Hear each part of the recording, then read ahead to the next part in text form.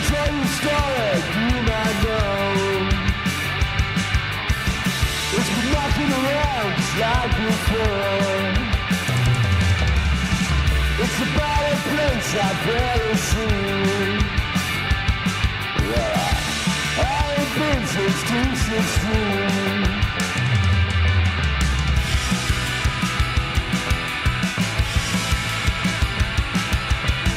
Said it's gonna be a minute, wait and see. Why? Because of you and me. Cause I get tired of walking alone. With you I feel at home. I ain't got no home. Let's drag it out some more, yeah.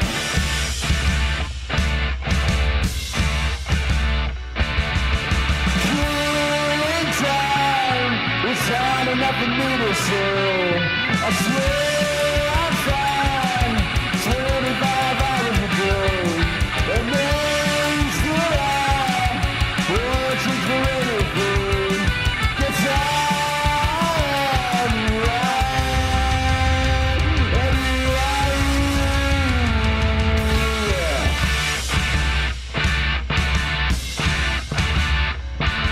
Well, I can feel it in the winter. The crash in the sky. Well, I just did it down here. Wondering why, you left it alone. Oh, what's that? A ring of a smile you can have. It's like the felt to grow about. And that's a fact. Yeah.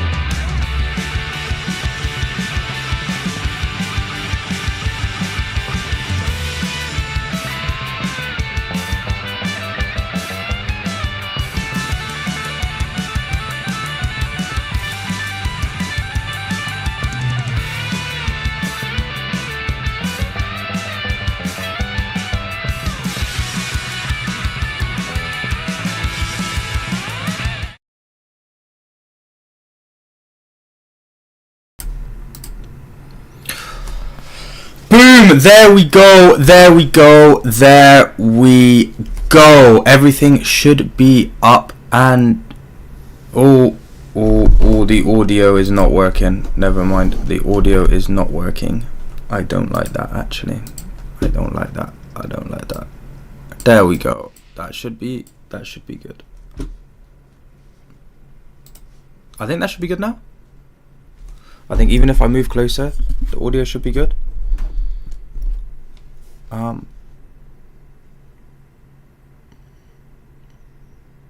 I think that should be good. What are we saying on the audio? Any updates on Nico either in the Exile bench? I think Pep's come out and said, my boy, that Nico's picked up a slight knock. I think he said a slight knock or something like that. I can go check. To be fair, I can go check. What I'm gonna do is now. I just need to. Oh, I don't like that. Just need to. There we go. Straighten that up. Boom. Yeah. There was news on Nico actually. I can go look that up now. I think that just needs to go. There we are. Yeah. I did see. I think he's picked up a knock. Is why he's not in the squad. It looks like it's going to be O'Reilly playing in that position then, from what I'm seeing.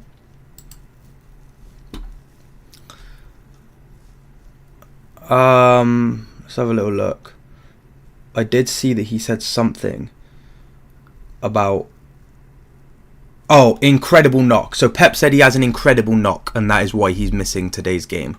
But it looks like from the squad that we've got out, as you can see on the screen here, we've got Trafford in goal, Nunez at right back, Kusanov and Elaine at centre backs with Ake at left back. And then we've obviously got a midfield of Bernardo, O'Reilly and Foden with Semenyo, Doku and Haaland up top. So it looks like O'Reilly's going to be playing in that 6, I think. Which isn't too bad. I'm very interested to see how he fares today. Actually, I'm very interested to see how he plays, because obviously we've mostly seen him play at left back for City, but obviously we know that he can play in midfield. Obviously usually as more of an attacking role, but if you can play left back and you can play attacking midfield, you should be able to do an alright job at DM. But I don't know. It's an interesting one. It's a very interesting one. It is a very interesting one. But I'm going to quickly go look at what is it? I'm going to quickly look at the Newcastle lineup. If I can find it. So they've got Pope in goal, Hall, Botman, Joelinton, Visser, Gordon, Shaw, Murphy, Bruno G, Ramsey, and Miley, which, you know, isn't their strongest squad, but it's not like they're gonna be no rollovers by any means. You know, they're still a good team that they can play. So, you know, it is going to be one of those games where we do have to be we've just got to be very assured of ourselves, really, and we've got to play with confidence. We've got to play with, I don't want to say arrogance, but we've got to play with some hunger, because, you know, what we've been seeing a lot recently is we just don't play with any sort of intensity going forward, and it just doesn't really it just ends with us. If you look at the Chelsea game and the Brighton games, for example, obviously ones I did watch-alongs for, like, you look at that and it's just, we're not good enough. We're not good enough. We don't want to kill the game off. We've got no sort of intent to kill the game off. We want to get one goal and then just play silly football in the midfield, and hope the other team don't score. I mean, you saw my reaction to the missed chances of Bernardo Silva and Erling Haaland against Brighton. I thought they were absolutely criminal. There were even chances as well that Shirky and Haaland had against Chelsea. And then again, you've got to remember the last game we played at St James's Park, which again is another game that I did a watch along for. We weren't good enough in that game either. You know, there's been plenty of games this season where we haven't been good enough. We were absolutely atrocious in front of goal at St James's Park. Foden missed 2 good chances, so did Haaland, and we ended up getting punished. We got punished against Chelsea, and we got punished against Brighton. Obviously, we scored 10 goals on the weekend, but that's against Exeter. Like, you know, all due respect to Exeter, that's a game that we're expected to win. Maybe not by 10 goals, but, you know, we can't use up all of our goals on an FA Cup third round fixture, especially when we've got a cup semi-final coming up, which could potentially be one of our only chances to win silverware, with the way the league's going at the moment anyway. But, you know, let me know in the chat what you guys think of the squad. You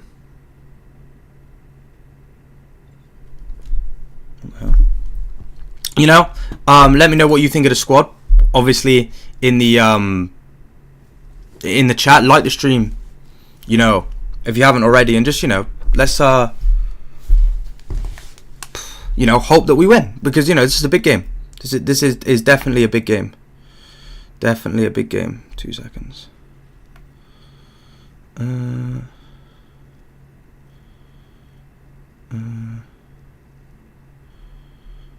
Is my stream still up? What's going on? Is my stream just crashed? Oh, no, my stream is still up. I'm so confused about what's going on. Is my stream just crashed? No, it is still up. What is going on? What is going on? I'm so baffled right now, guys. I'm not gonna lie. Everything's all over the place, because there's some stuff I don't think is just working on my end. On this side here.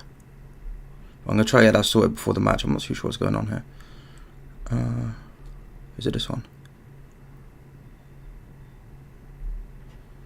What the hell? Let's have a little look at that. Hello. Please be aware your live has been flagged for homophobic language. Furthermore, result into your account being suspended per review. Whoa! Let's allow that. Is that actually the YouTube support team? Wow.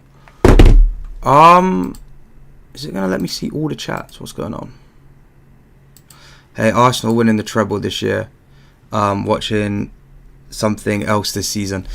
I don't know, man. I don't know. Obviously, you know, again, only time will tell. But I think with you lot, it's more important that you get one trophy in than, like, let's say for example you get knocked out of the Carabao Cup against Chelsea.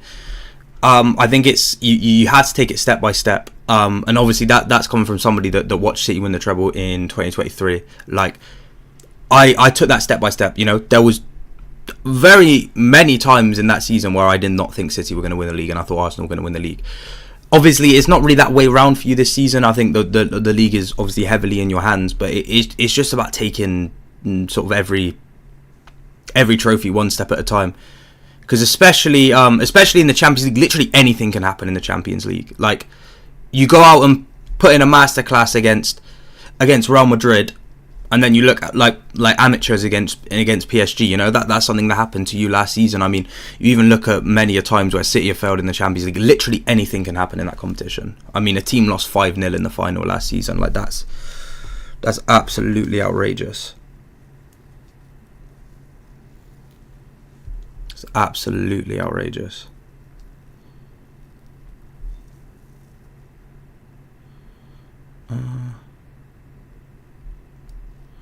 What's going on?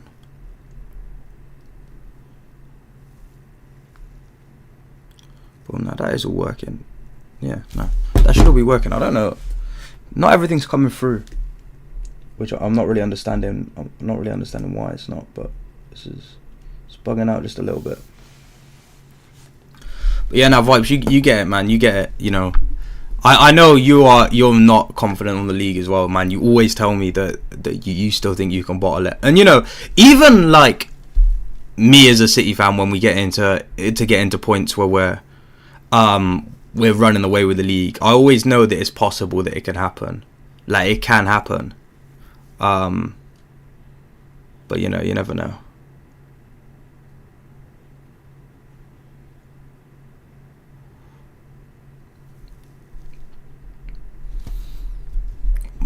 I'm expecting big things from Semenyo this game, and I'm really wanting to see how O'Reilly plays in midfield, man. Because, as you know, I'm a huge you man should know that I'm a huge enjoyer of using O'Reilly in midfield on FC26. So he plays there in my ultimate team. So I want to see how he fares in real life, man. You know, I'm very excited to see obviously Semenyo, Doku and Haaland play. Yo JS, how's it going? But yeah, nah, it's gonna be an interesting front three, man. It's gonna be an interesting front three. And I kind of want to see how a lot of the combinations and dynamics happen in our front three now that we've got Foden, Doku, Semenyo. Obviously, Marmoush is still to come back. Haaland, Shirky, you know, there's many exciting players to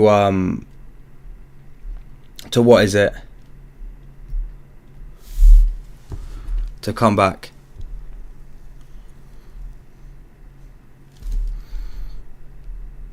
To come back into the fold. I mean, obviously, even if we get Savinho and Bob into good form, which I doubt it's going to happen. I don't really see it happening, if I'm honest.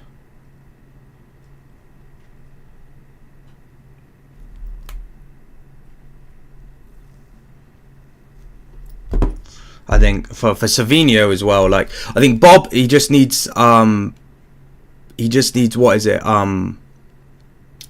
He just needs a loan move away kind of thing, and just to go get his confidence back somewhere else, because I don't think we're the fan base or the club for someone to sort of need to find their feet again after an injury. I think our fan base and the expectations of the club are a bit too harsh on him for that. And then Savinho, like, some people see it with him, but me personally, like, I was a huge fan of Savinho last season. You know, I really liked a lot of the stuff that he did, but from what I've seen of him this season, it's just not been good enough. It's just simply not been good enough. Bob has he does. That leg break actually ruined him, man. And I'm hoping Vardio doesn't get that as well.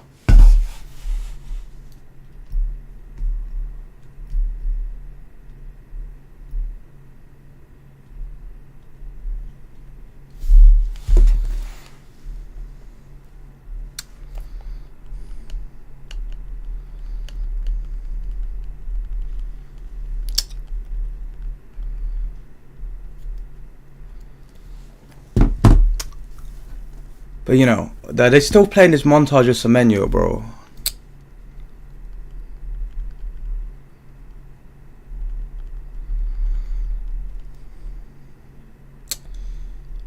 Fuck's sake. What's the time now?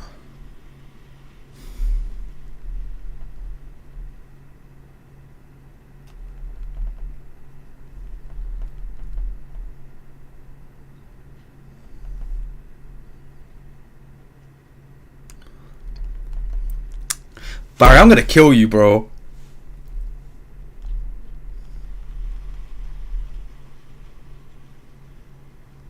Nah, bro, Barry, you're dead, bro. This whole time I thought it was David, bro. This whole time, bro.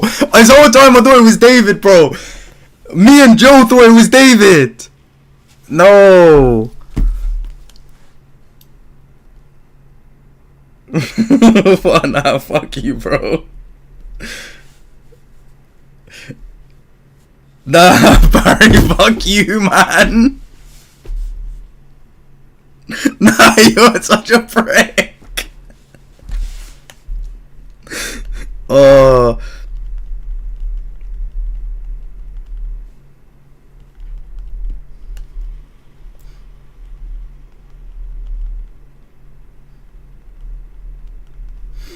Nah, cause we dead us when nah to be fair, right, my whole concern was nah, that's mad. I thought it was him.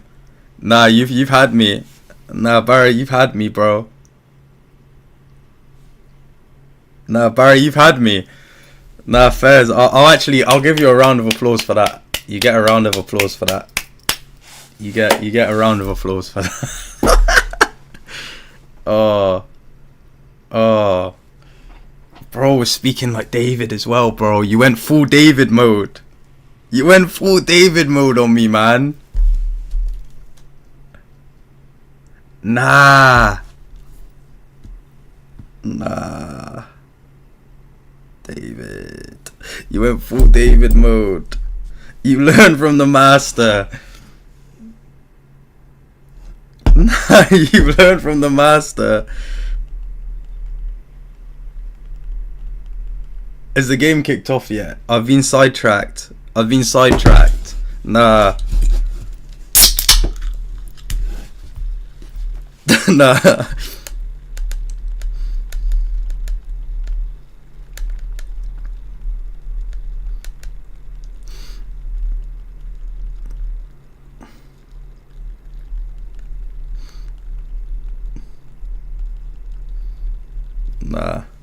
Nah, fair enough, man. Fair enough. Nah, Barry's finally got his own back on me.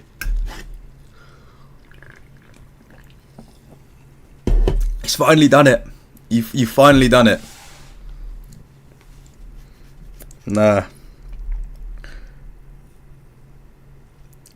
yeah, because you said it was the honey bears, man. Nah, that's an elite troll. Nah.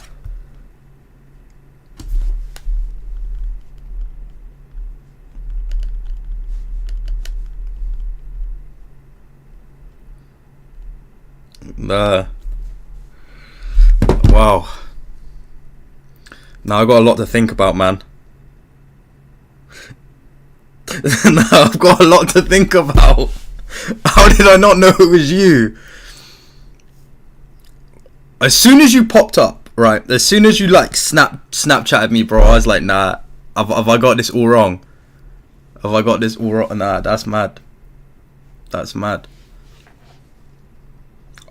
You know what, fair play, I never knew Semenyo went out on loan to Sunderland. Does that mean I'm a casual? Vibes, am I a casual? I didn't know, I knew he went out on loan to Newport and Bath, but I didn't know he went out on loan to Sunderland. I mean, he did absolutely nothing at Sunderland, but I didn't know he went out on loan there.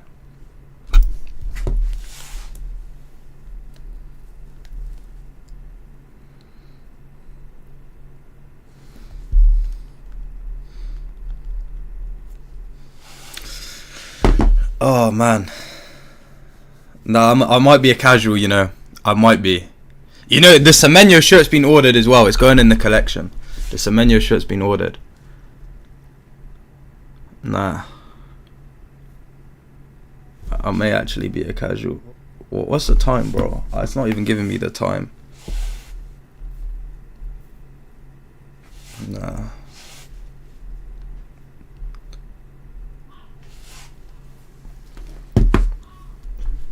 Score predictions, though. I need a score prediction.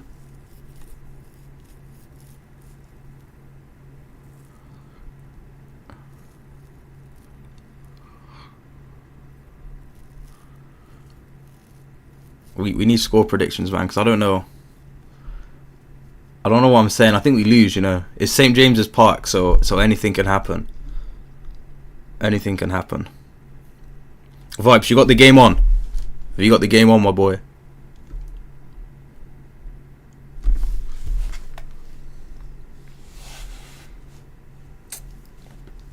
No, this could. There's possibility for this to get dark. I've got faith in it not getting that dark, but I know bad things could potentially happen here, especially with Bernardo Silva on the pitch. He's not playing right wing today. I can deal with that. You know, he's back in the midfield, but you know. Oh, Isaac, my boy, how's it going? You know, I've been good. What you got a score prediction for tonight? I know you are ever the optimist, unlike me. Oh, I'm not ready for this, man. I'm not ready for this. I'm so not ready for this. Oh, man, this is gonna get dark. This is gonna get dark.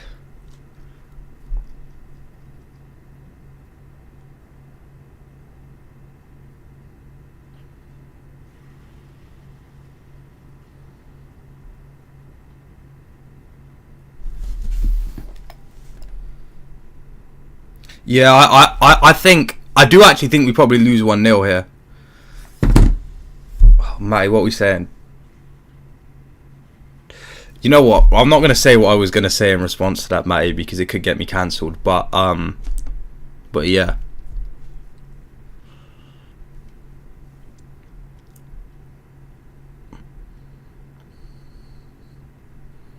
They got Jacob Murphy, and you can always be scared of Jacob Murphy doing something.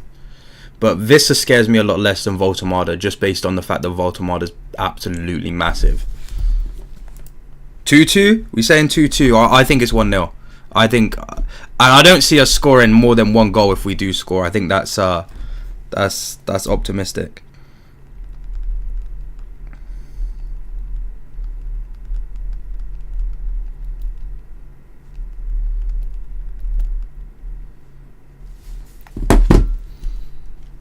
But yo, quick question, by the way. What's the story behind the Sparta stuff? My grandpa's from. I'm trying to check. Basically, right. What is the story of the?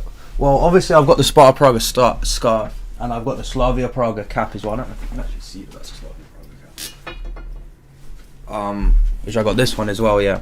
Basically, I just went on holiday to Prague. And anytime I go on holiday, even if it's another city in the UK or if it's abroad, I'll always go to the football stadiums in that city.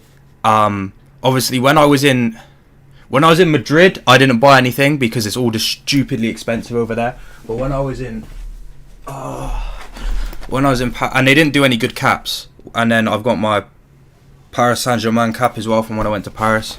So yeah, basically, anytime I go anywhere, I try to get some stuff from the football club store, or from the store that's at the stadium. You know, obviously some places have them in the city as well.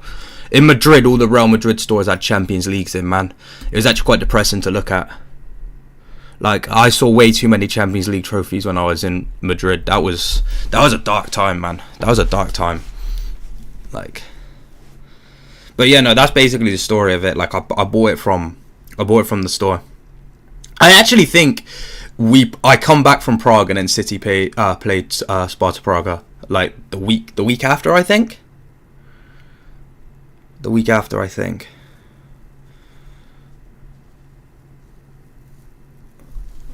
Oh, bro, is this chat not working? It's not giving me. Why is it not? No, that's not what I'm meant to do. You know what? I've almost just crashed everything there, so I'm just gonna stay away from that. I'm just gonna stay away from that because for some reason I can't see. Nah, this is annoying me. Why is it not? Is it this one here? Nah. You know what?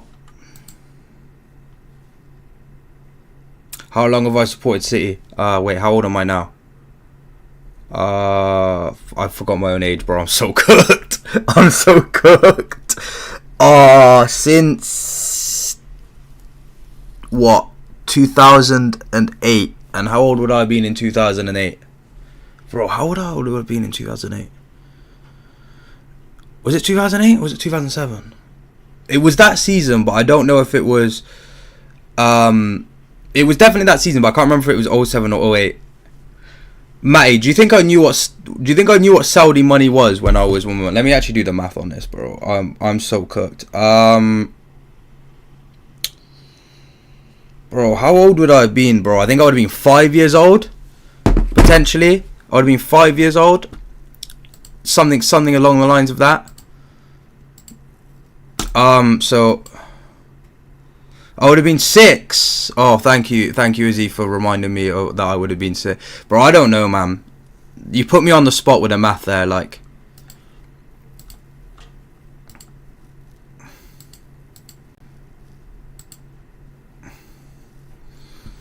Like, you asked me to do maths on the spot like that, and it's not going the places you want it to go.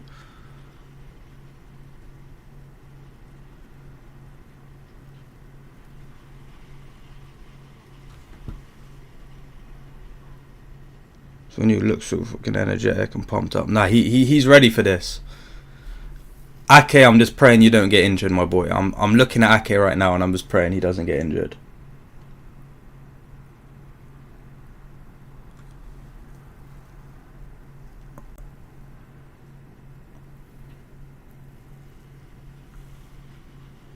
I'm praying.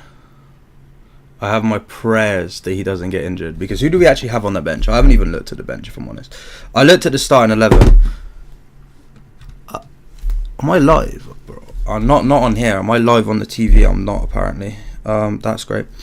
On the bench, we have Donnarumma, Lewis, Aït-Nouri, Reinders, Shirky, Gray, Masaka, Mahedu, and Rodrigo. Bro, how far behind is Sky Sports, bro? Sky Sports is killing me right now, bro. How are we going to an... Bro! Let me refresh this. I'm refreshing this because there's no way I'm this far behind. There we go. I was gonna say, man, it's literally just... Well, the game has kicked off. Let me actually get the flipping timer on, man. Sky Sports has absolutely killed me there, and I just missed the first 50 seconds because it decided to not have me live despite the fact that I should have been live. We got Haaland, who's just been fouled on the... Never mind, he's not been fouled. The refs having none of it. I did forget we're playing at St James's Park, so they can just do whatever they can do whatever they please. Gordon's hair is absolutely hideous as well, so that's something you like to see.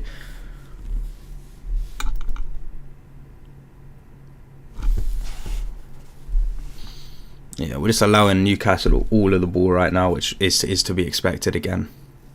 Again, St James's Park is along with Villa Park just a stadium that you just don't want to go to, do you?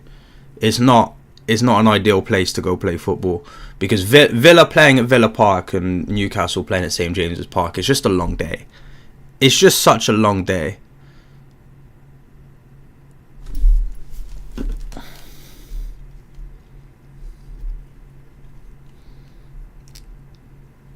Like, it's just one of the longest days of your life.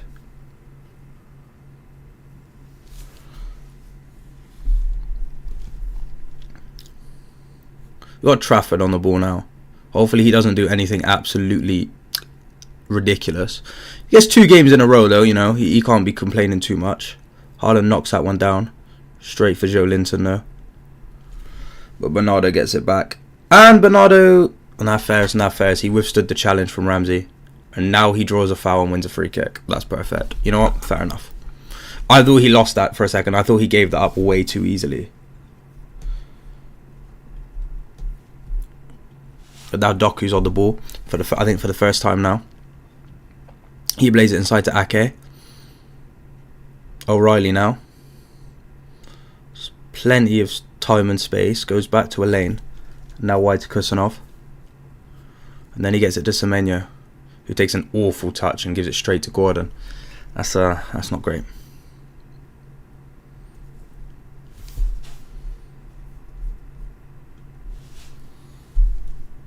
Now it's Nunez. He's tackled by Joe Linton. Now it's a throw into City.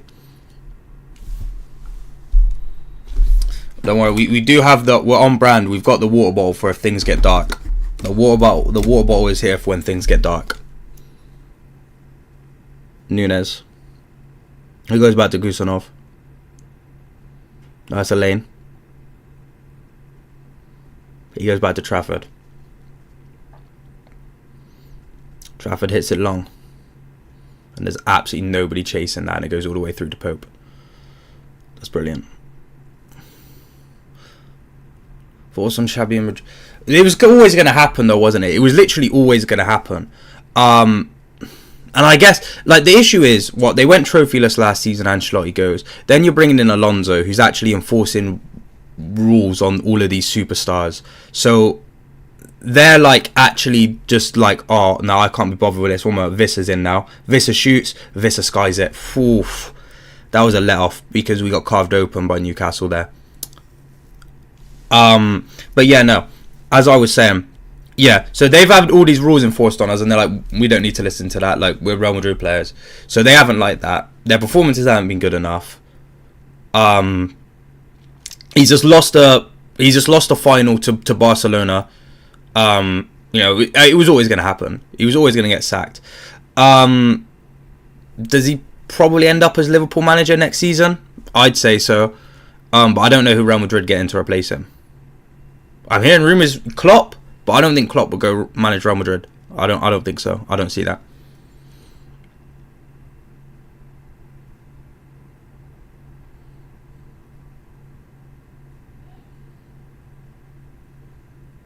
I'm not too sure how this has not just scored there. I'm a bit baffled as to how he's not scored. Going back to that, he should have buried that. We got cut open way too easily. Now it's Joe Linton on the ball. He takes a heavy touch into Nunez. And now it's Foden. He goes wide to Semenyo. Semenyo looks to cross, then cuts inside. Gordon's still tracking him. He goes to Foden. Now it's Nunez. Foden. Kusanov. So he's going backwards now. It's Max Alain. Scored his first not Premier League, Man City goal on the weekend against Exeter to open the scoring. Doku. Ake. Kusanov. Now it's Semenyo. Kusanov. Elaine. And Ake again. So we're just playing it sideways now. Not even really looking like we're really wanting to go forward and sort of break the lines. I'm just happy to pass it sideways and sideways and sideways, waiting for Newcastle to gift us an opening. But now we've got Doku. He skips round one, gets the cross in. Cleared by Shao. But it's back to Doku. Now it's O'Reilly.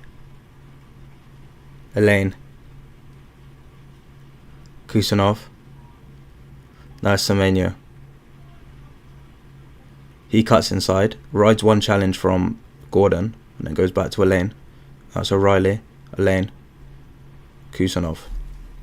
This is boring. This is boring. This is exactly what we've been doing the last few games, and we haven't got results from it. I mean, a lot of our goals, especially against Brighton, was a lucky goal. If you think about it, it was a penalty, and it was a rash challenge from is it Gomez? It was Gomez, wasn't it? And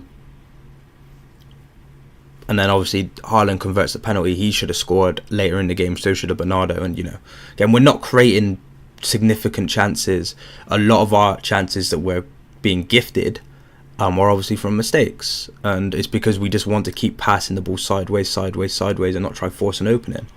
Doku now plays it inside to Bernardo Silva, who cuts it across, beats everybody, but Haaland can't tap it in. It's literally on the goal line, and Haaland can't react quick enough to tap it in. But that's a bit more promising. We're not talking about that. Mohammed, we're not talking about that, bro. We're not talking about that. We're not talking about that. I was sat there talking to my friend Judy, yeah, and I was like, bro, because he's Nigerian, and I was like, bro, it's over for you, man. And it was indeed not over for them.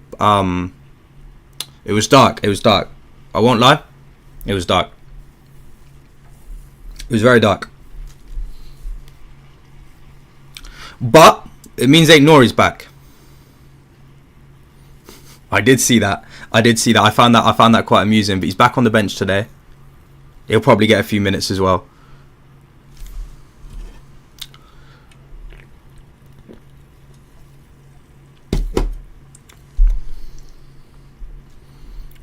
Potentially, I don't know. I mean, he's obviously played a lot of football and had to travel, but he hasn't played much for City. So I think giving him a few minutes, depending on the score of the game and the sort of climate of the game, I don't think would be a particularly bad idea. Especially if we're going to start playing O'Reilly in midfield. Now it's Kusanov. He goes to O'Reilly. And he tries to find Doku. He does find Doku. Now he's got time to run at Murphy. And he slips over instead and gives the ball straight to Murphy. It's quite amusing, our sponsors at Etihad Airways, and we got this guy catching Komodo Ryanair flight. Now it is jokes. I find that quite funny. It reminds me of, was it last year when we were going to the Ballon d'Or ceremony and United asked if we could take Garnacho and Maino on our flight? Again, long ball from Trafford to absolutely nobody. Absolutely nobody. Donnarumma does not look impressed with that one.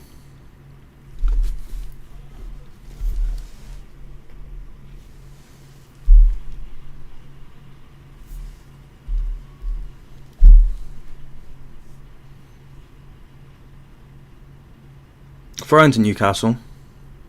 To be taken by Hall, I'm going to guess. We could have started Ain't Nori, to be fair, if he had arrived earlier.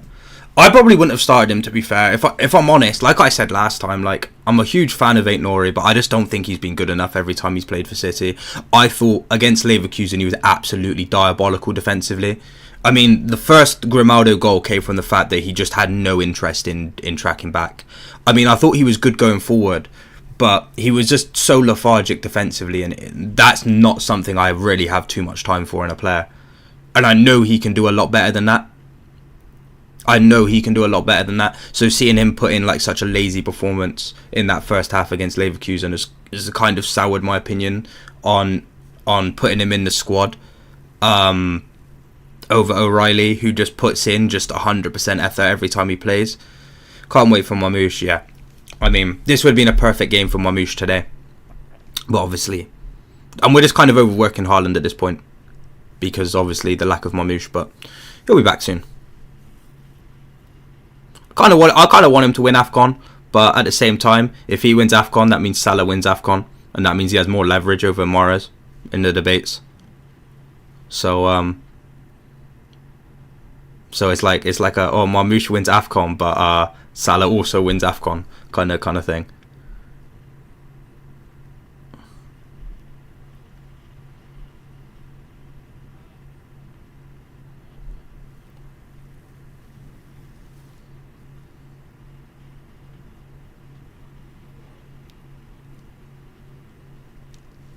Nah, I don't, bro. You know I don't. Well, I do now, to be fair. I do now, I'd say. But corner to City. It's not going to be a good one. It is going to be headed straight clear by Newcastle, because that's what happens every single time we have a corner. Our corners are absolutely atrocious. Foden now. Oh, look at that. Headed straight clear by, I think that was Miley. It was Miley, yeah. But Foden wins it back. And then his pass is intercepted by Vissa. But now it's Doku.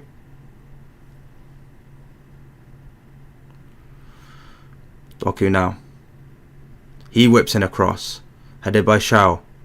Haaland commits a foul in the box on goal, and it's going to be a free kick to Newcastle.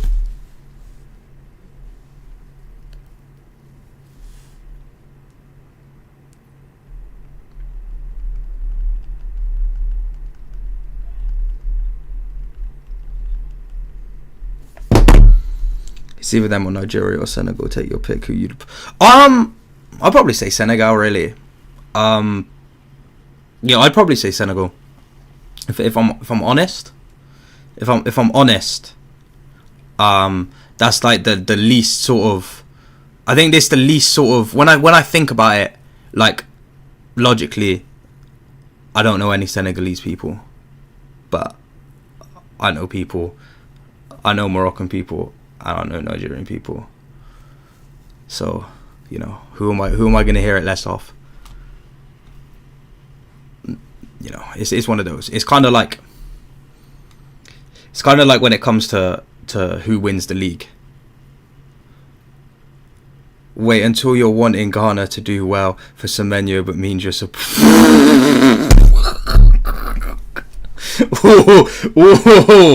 Whoa. We got O'Reilly. That's an awful pass from O'Reilly. That's diabolical. That's a crazy pass. Now it's Gordon. He goes inside Nunez. Makes ease of it as well, and then Joe Linton heads it wide. I low-key wanted Morocco. That would have been, bro. You want the thing is though, you like the idea of it, yeah. You like the idea of that, and then the stress gets to you. You like the idea of that, and then the stress gets to you. It's like when I'd always tell myself, "Oh, I'd love a Champions League final against Klopp's Liverpool," and then you look at it, and then you actually like think about how you'd feel during that 90 minutes of football, and then you think, actually, no, I do not want that because the stakes are too high. Like, go on, Haaland. No, never mind. The stakes are too high. Then you're just sat there like your heart rate is increased to a dangerous level, and you're like basically on the verge of having a cardiac episode. I'm trying to think what's the most high stakes game that City have been in, sort of like in that sort of sense. I guess it was that FA Cup final.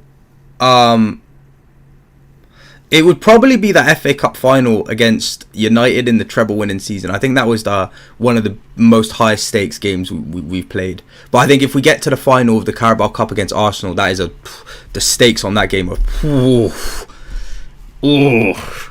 you know what I mean? That's rough, sort of thing. Corner now to Newcastle. It's punched away by Trafford. Very weak though, and it is picked up by Guimaraes. He goes back to Miley, who turns and gives it back to Guimaraes, who loses out to Doku, and now it's Bernardo Silva inside to Doku, who's got Foden inside of him, but he looks up, tries to play it through to Haaland, overhits it, and it sees itself through to Pope. You know, right idea there from Doku, but I think off balance, trying to execute a pass like that is a bit, it's risky. It's risky, but I like the idea. Forward thinking. Now it's O'Reilly. Ake. O'Reilly again. Elaine. Is that Elaine? Yeah, it is. That is. For a second, I doubted myself there. I really did. Bernardo Silva with a Travella pass across goal to Kusanov, and now back to Trafford. Don't do anything silly. Foden. Fouled by Joe Linton on the edge of our box. I do. 2 seconds. It is this one, I believe. I've got this one. Is that the right way around? Yeah, I got that one there. So it's in my shirt collection. I do. I'll just put that there for now, and I'll hang it out properly there.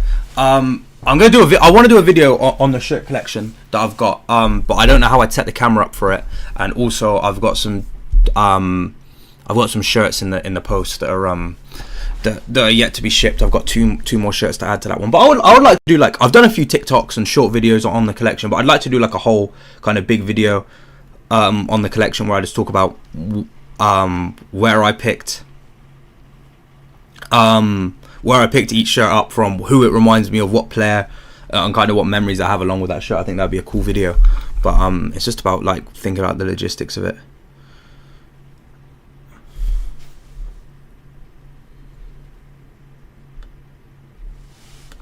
Yo, bro, what signings do you want to happen this winter? If I'm honest, at the moment, literally the only player I want is Mark Gahey.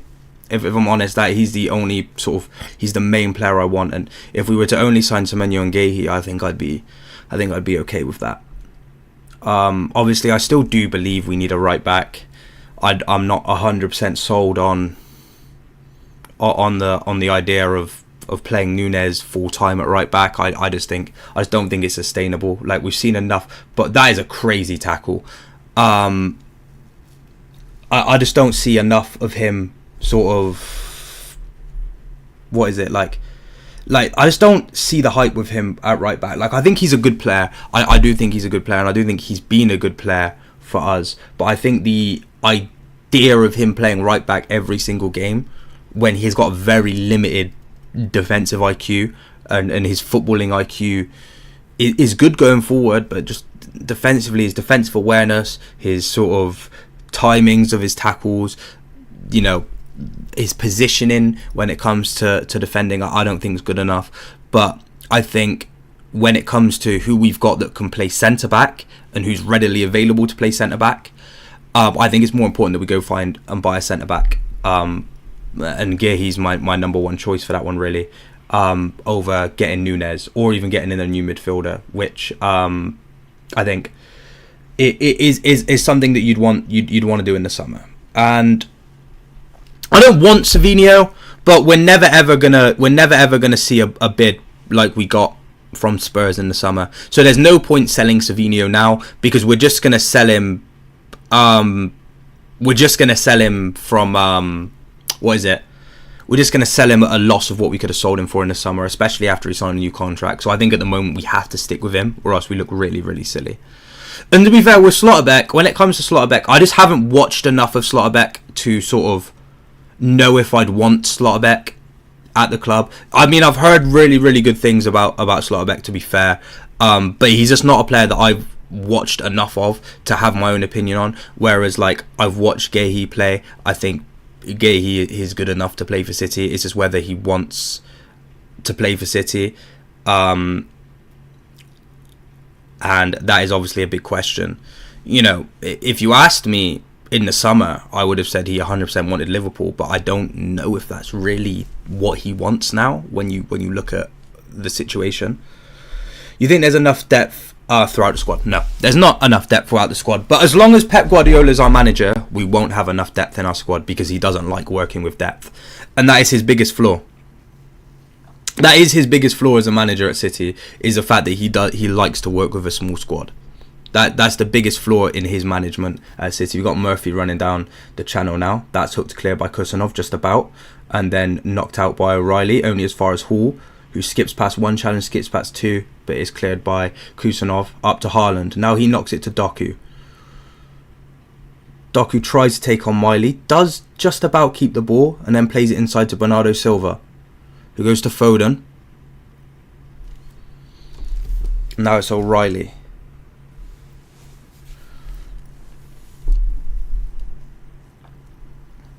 Is he good? Is he? I've seen mixed things on Slotterbeck, and I haven't watched him enough to sort of make my own decision. So I think it's probably something I need to do some research in and go watch more of him and what he can offer us. But I wouldn't be opposed to it. I just think Gahey's the one that I've got the most knowledge on, and I'd probably prefer to come into the club. Instead of signing Maresca in the summer, I just don't think we'd land Enrique, to be fair. I mean, I know he's rejecting. That's tidy work from Lewis Hall there, and he's brought down by Semenyo. I think he's rejecting the big contracts from PSG, which is obviously showing that he kind of wants out. Maybe is that because he knows Pep's time's coming to a close at City and he'd like to manage in the Premier League. You know, I wouldn't be opposed to getting Enrique in, but I just don't think, because I'm a huge fan of Enrique, but I just don't think, I don't think he'd want to come to City. When it comes to Maresca, I'm not entirely against the idea of Maresca. I think there's still a lot that he needs to learn. And personally, I'd prefer, if I had to choose between Kompany and Maresca, I'd choose Kompany, but I think it's harder to get Kompany out of Bayern than it is to bring in a free agent manager like Maresca.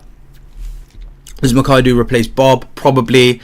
Again, like I've said with Bob, I think he's a great player, great talent, but he just doesn't have the confidence at the moment and the fitness coming back off his long-term injury and the injury that he's just gotten.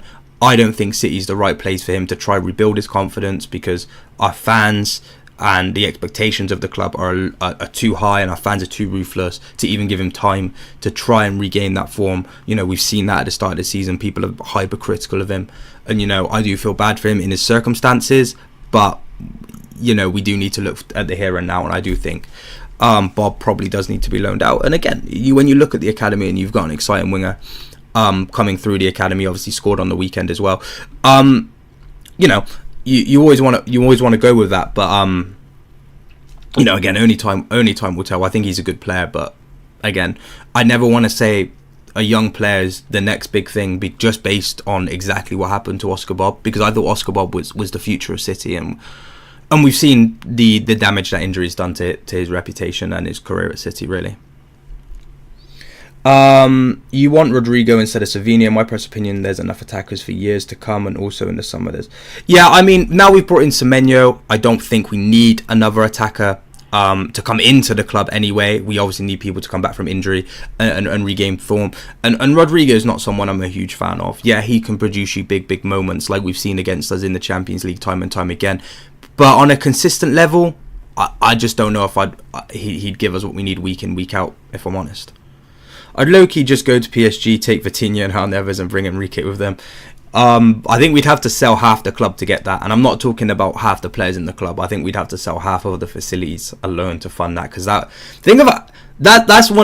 would be one of the most obscene bit of business of all time. But, you know, to get both of those, you're looking at about 300 million, like, give or take, I'd say.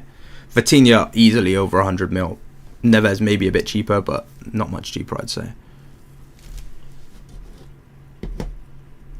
I wouldn't say that we need another Rodri type player, because I think we have that in Nico. I just think it's when they're both fit, we need to manage their game time accordingly. Obviously, Nico's played a lot of football with Kovacic and Rodri being injured, and now that Rodri's back, Kovacic is still injured, and which I'm not complaining about.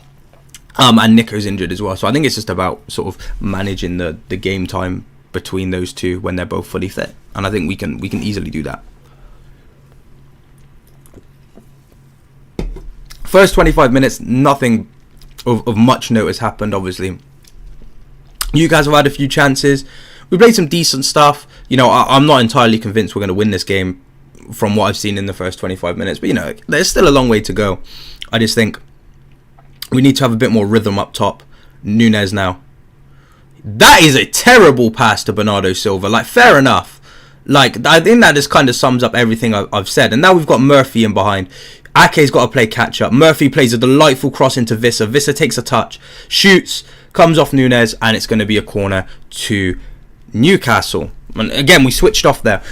Because Ake's obviously a centre-back, it's given offside. It's given offside. We're good. But because Ake defends really narrow, and it just allows Murphy. I mean, you saw it for the first Vissa chance where he skied it over the bar. Ake just allows Murphy so much space on that byline for him to just run into, and we know Murphy can cross the ball. You know, he didn't get the second most amount of assists in the Premier League last season for no reason. You know, it's one of those. I still think City need to replace... I mean, we do. I mean, our two best playmakers at the moment are Cherki and Doku, and they both play out wide, you know? Neither of them can play in the middle.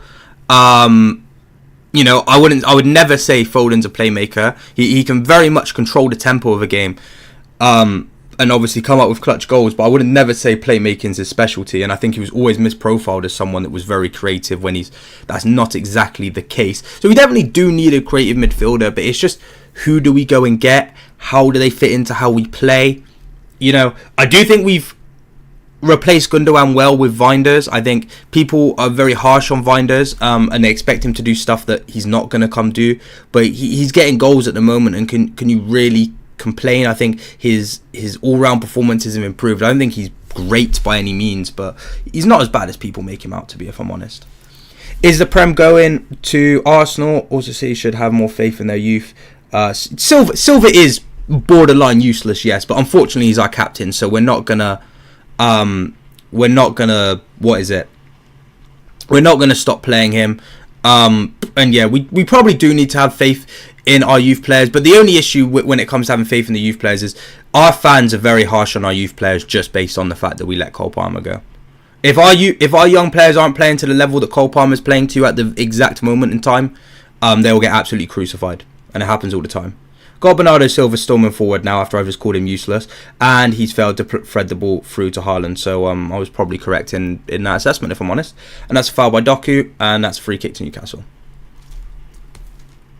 I can't be bothered, man. Like, we can pick the ball up and we can drive through the midfield, and then as soon as it comes to playing the final ball, we just play it straight to a Newcastle defender. And we've been doing that for the last 3 games. Not playing it to a Newcastle defender, because that would be seriously impressive. But that's a cynical foul from O'Reilly, to be fair.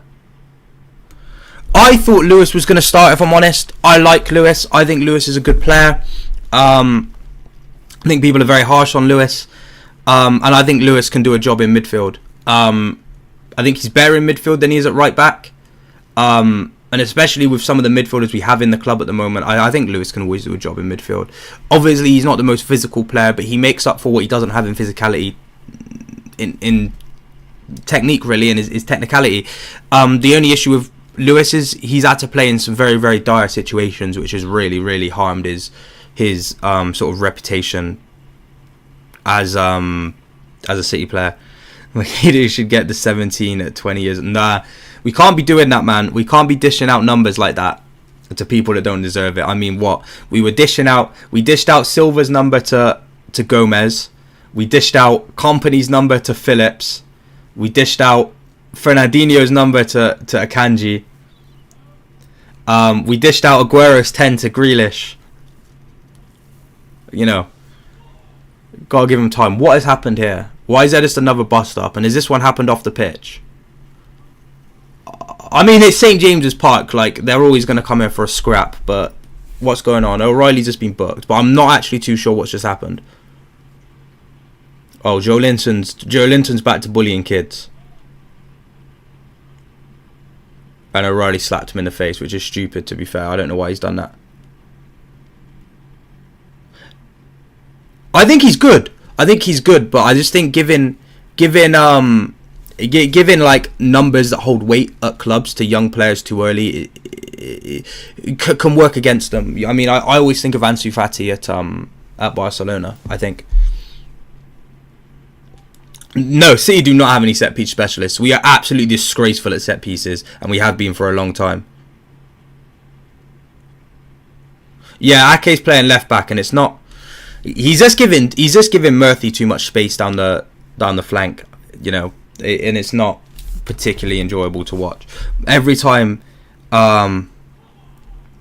you know, every time they come forward, it's always played down Murphy, and he's always got absolute acres to run into.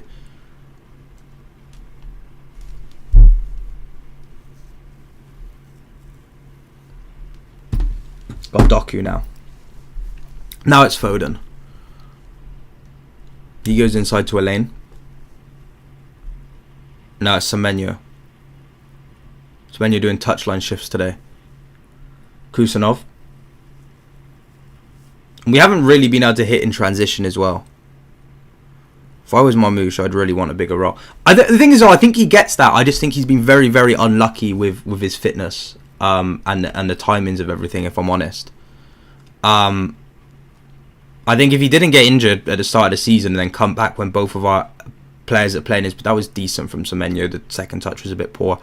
If he didn't, come back from injury when both the players that play in the positions he plays in were in red hot form, I think he'd be. I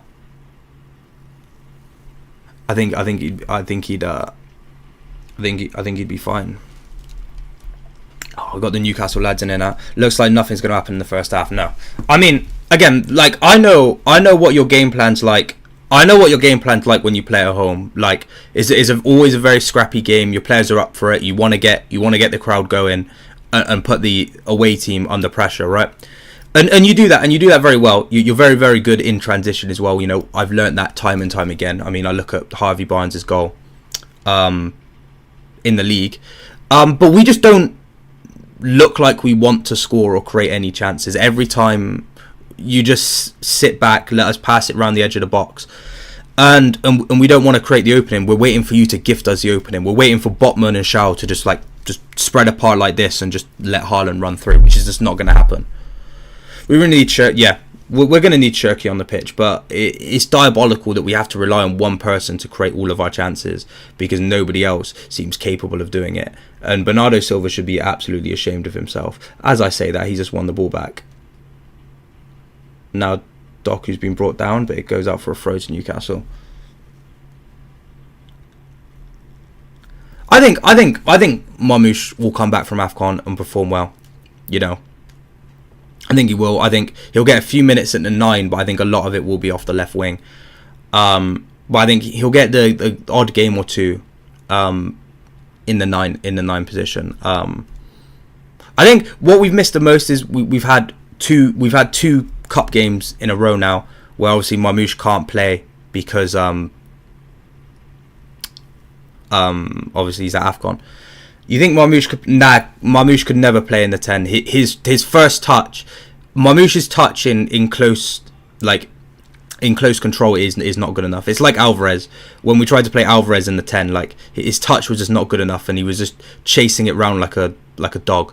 And you can do that when you're running in behind, but when you're having to play in the middle of the park, you can't be taking loose touches like that. And unfortunately, Marmoush does that way too often for him to be playing in the 10. Got Murphy now. He whips in a cross, but straight into Trafford's hands. I think Bernardo's time for us it is over. It was over last year. I was actually quite disappointed in the fact that we held on to Bernardo and not De Bruyne. Obviously, I can see why we did it, especially now. But I just don't think Bernardo's got it for us. That's an amateur pass from Elaine, to be fair. That's awful. Now we've got Ramsey running forward. He's quickly closed down by Ake, but he then is able to turn and get the pass off to Murphy. Murphy does well to cut inside, but it's cleared by Ake.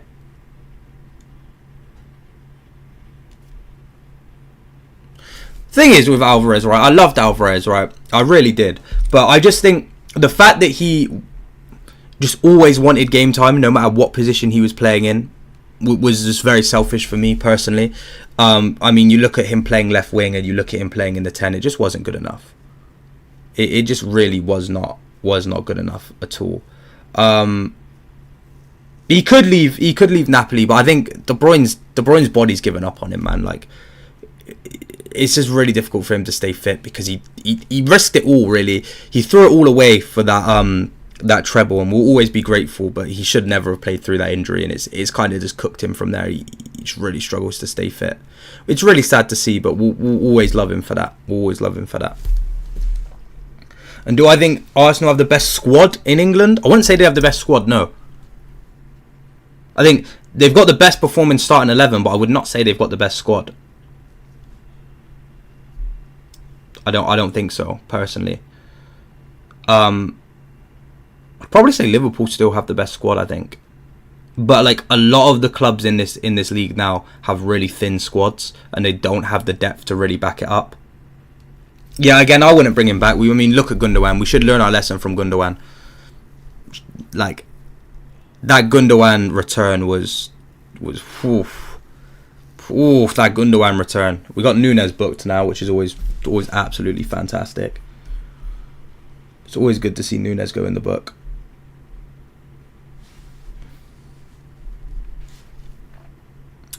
Guimaraes now on the free kick for Newcastle. 37 minutes into this first half. Still 0-0. Guimaraes' free kick comes in. And he goes for goal at the near post. And it's sort of blocked by Nunez. But he can't prevent it from going out for a corner. And it will be a corner. From the same side for Newcastle as well.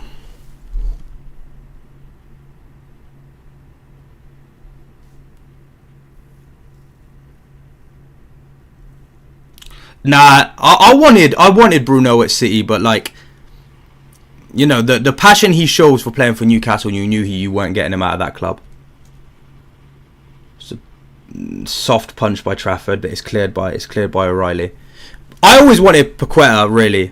I always wanted Paqueta, but unfortunately it was never meant to be with all the speculation about him being banned and stuff. And now it looks like his time in the Premier League's done, and I think that's probably for the best. His head's not in it anymore, man. I think he's got too much of a grudge against the FA and obviously the English Football Association that I just don't think he'd ever be able to perform at the high level in England again. And I don't really blame him for wanting to move away from West Ham.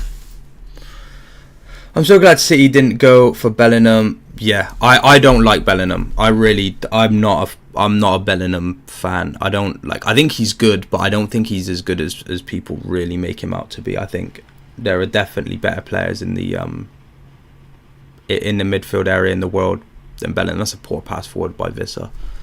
I'm a huge Tonali fan though. I think I'm a huge fan of both Bruno and Tonali. Joe Linton not as much. I think obviously he's just a bit of a bully. I mean, he's good at what he does, but like footballing wise, I'm not a huge Joe Linton fan. Whereas like when it comes to their actual football, I think Tonali and Bruno are exceptional players. Chelsea should really go for a cent. I think what I saw was originally when they had Chalobah loaned out to Palace, they were trying to work out a deal where Chalobah becomes permanent and he replaces Guehi. To obviously bring Guehi back to Chelsea, but I think Palace didn't want it, and that's kind of why they brought Chalobah back and sent out Chilwell. And then Chilwell ends up getting an FA Cup winners medal, so he's happy. Free kick for Newcastle. Easy claim from Trafford. And then he just boots it forward for Doku to run onto. Is he going to get there? No, that looks like it's going to be Hall that gets there. And it is Hall that gets there. Under pressure from Doku, but he does well to keep that and then distribute out to Miley.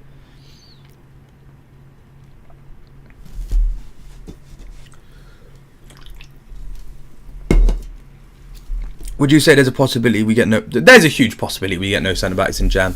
I think it'd be very, very stupid. But if we even look at how long it took us to go and sign a backup, like 6, right? A backup holding midfielder. That took way too long. So would I actually be shocked if we didn't sign a new centre-back? No, because I know what the club's like sometimes. We're too arrogant sometimes when it comes to being in the market. Ake, Foden, Elaine, Kusanov, Bernardo Silva,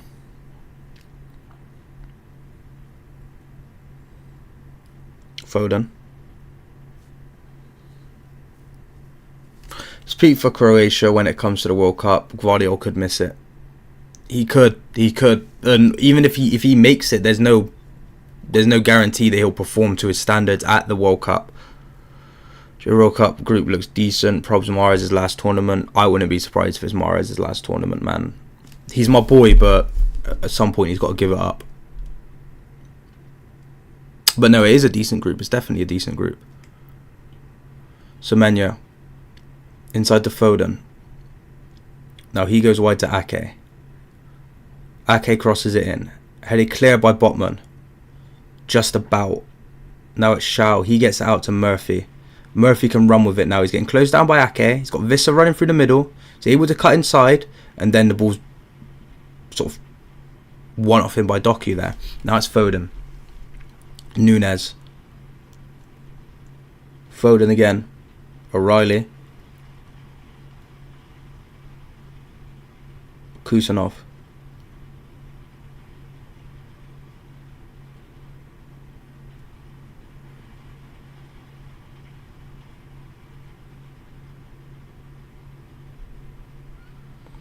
Elaine. He does well to beat that sort of a half-ass press there from Guimaraes, and then he looks to ping a ball out right to Semenyo, and it's blocked by Botman. Now it's Hall. I do like Lewis Hall. I think Lewis Hall's a very, very, very, very good player for Newcastle. And if we didn't already have 2 left backs, I would definitely be in for signing him. Remember when City thought Ronaldo... I remember when City wanted Ronaldo, right? I was at work, right? Fun story. I was at work, and I was seeing all these links with us signing Ronaldo, right? And then I check my phone, and I've got a Sky Sports notification. I'm like, oh, have we signed Ronaldo? And I just see Mendy's been arrested. That's a poor shot, a poor cross by Semenyo. So yeah, I'm getting all these Sky Sports notification updates like, oh, Ronaldo in talks with Man City, blah blah blah. Then an hour goes by, and I'm like, oh, is this notification going to say we signed Ronaldo? And then it's just like, bam, Mendy's been arrested. I'm like, nice. That's exactly what I want to see. Foden now, O'Reilly. Poor 1-2 there. 2 minutes left of this first half. But would I wanted Ronaldo? No, not really. Although, like, it would have been a flex to have Ronaldo. Have Ronaldo sign for us when he was, came through at United, and he was, United's golden boy. And, United fans loved him, even when he was at Juventus and stuff like that, right? They'd always talk about Ronaldo. I think it would have been a huge flex. But, like, in the long run, I'm glad we didn't get Ronaldo. Mostly because I don't like Ronaldo. I'm not a fan of Ronaldo. Semenyo. Foden. Elaine. Okay, this has been a very, very poor first half, if I'm honest. We've showed no threat of scoring at all. Doku. Ake. Back out to Doku. We might have wasted all our goals on the weekend, I can't lie. Doku crosses it in. And then it's seen out for a corner by Hall. One last corner, I think, to end the half. I can't imagine there's going to be too much stoppage time at the end of this first half. Again, decent cross from Doku. You had Semenyo lurking in the right place at the back post, and Hall had to deal with that and see it out. Oh, if the game sort of where they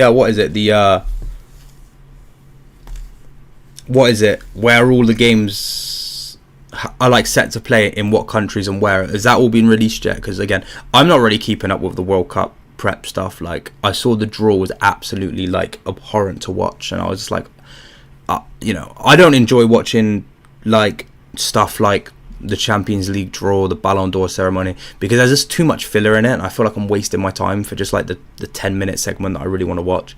So, I'm not too up to date where everything's going with the World Cup. We got 1 minute of added time whilst we've got Jacob Murphy down and Harvey Barnes getting ready to come on.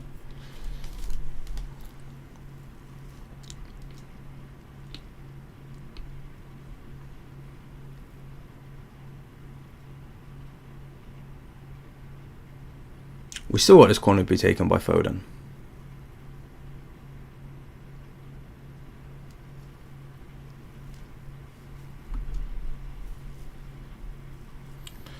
'22 World Cup days was so peak. They were the days, bro. South Africa.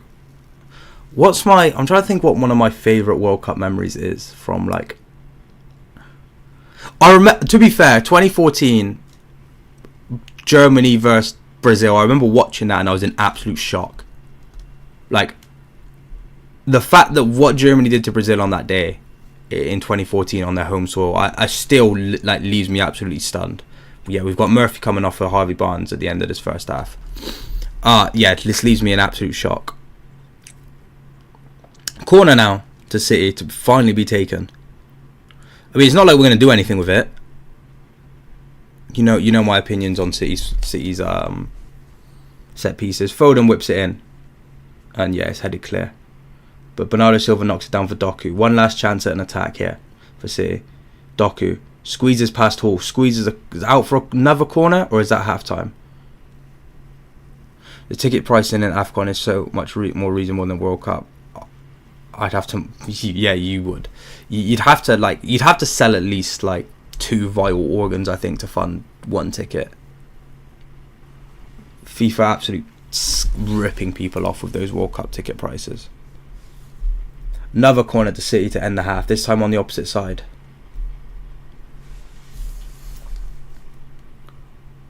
Doku takes it. He whips it into Haaland. Now it's Ake. Turns, shoots, over. Is that another corner or is that half time? No, we do have another corner for City now. Again to be taken by Doku. Which is a new one. I don't think I've ever seen Doku play. Take corners before. Whipped in by Doku. Drops to Nunez on the edge of the box. He heads it to Foden, who just rushes it on the volley. And then it's cleared by Newcastle, by Hall. And that should be half-time. That is half-time. So half-time at St James's Park. City 0. Newcastle 0 in the first leg of this. What is it? Semi-finals of the Carabao Cup. Yeah, no, Vibes, you're completely right. This is actually a disgraceful watch. This is not enjoyable football. But then again, I don't remember the last time City played enjoyable football in a meaningful and competitive match. But this is diabolical. This is extremely diabolical.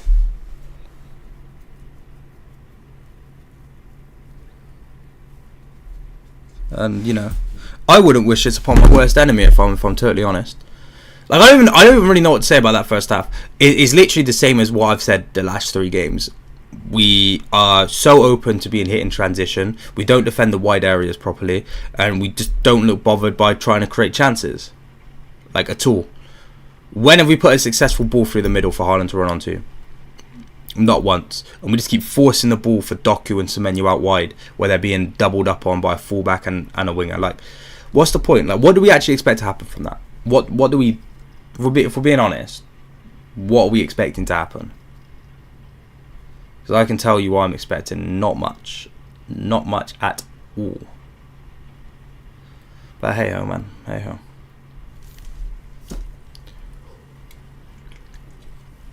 Still a second half where things could happen. I doubt anything's going to happen. I wouldn't say Semenyo and Doku have been poor. I just think they're being utilised wrong. If I'm honest, I just don't think they're being used at like the way they should be. You know, they keep getting the ball where they've got to like just do too much with it. If that makes sense, like they're not receiving the ball to run at the back line. And sort of cause problems to the fullback. They're receiving the ball when they're stood still and have to do the most. And the main thing that they can do is just recycle possession. So all we're doing is recycling possession. I think it's quite impressive that Jordan obviously qualified for the World Cup. Obviously, there's a lot of shocks when it comes to World Cup qualification. You know, there was a lot of shocks. I mean, you know, we could potentially be seeing Ireland at the World Cup. You know, we've got Scotland going to the World Cup, haven't we? Like that's, you know, it's stuff that you like to see. You know, you like to see different teams come into the World Cup. You like to see the sort of the atmosphere that their fans bring. And it is all the sort of lesser nations, with no disrespect to any of the nations mentioned, that make watching qualification interesting. Because when you're a fan or a countryman of one of the big nations, qualification's a bit of a snooze fest because you're basically guaranteed to go through. But when you look at countries like Jordan or Kosovo, San Marino, you know, Norway, you know, it's a big thing for them. It is a very, very big thing. That being said, Haaland has not been great since Norway have qualified for the World Cup. I have noticed that. I don't know if you guys have noticed that as well. Haaland's form since Norway secured qualification to the World Cup has went down, man. I think he might have been on performance enhancing drugs to secure that qualification. But again, that's not confirmed. That's just an allegation. What's Twitter telling me? Who said what about this game? Oh, it's expected that both Stones and Ake will leave in the summer. That's interesting. That is very, very interesting. It's very, very interesting, I think. That means we definitely need defensive reinforcement coming in. Either today, or not today, this month, or in the summer.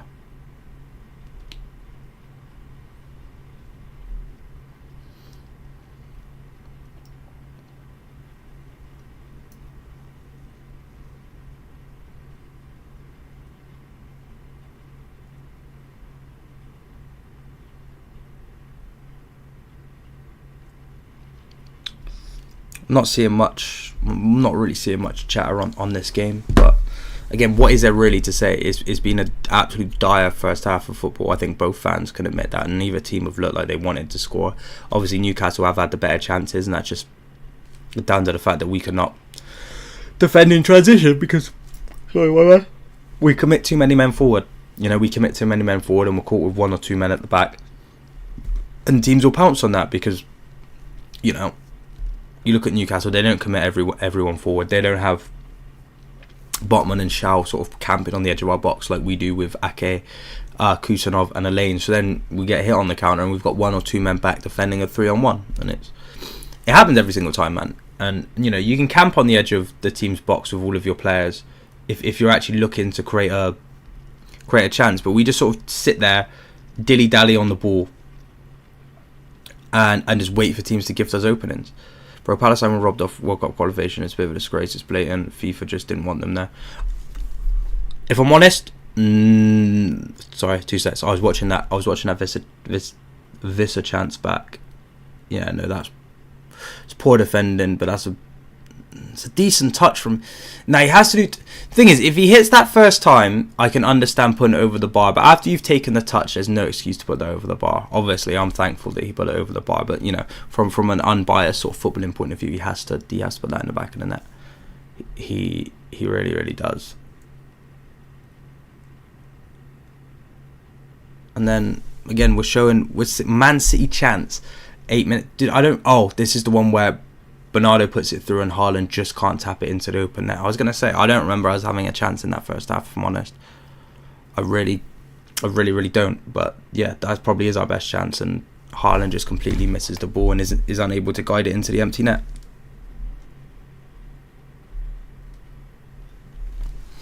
But yeah, we need to fix up in that. Is that Dan Burn? I did not realise that Dan Burn was in the studio for this game. That's actually quite funny. You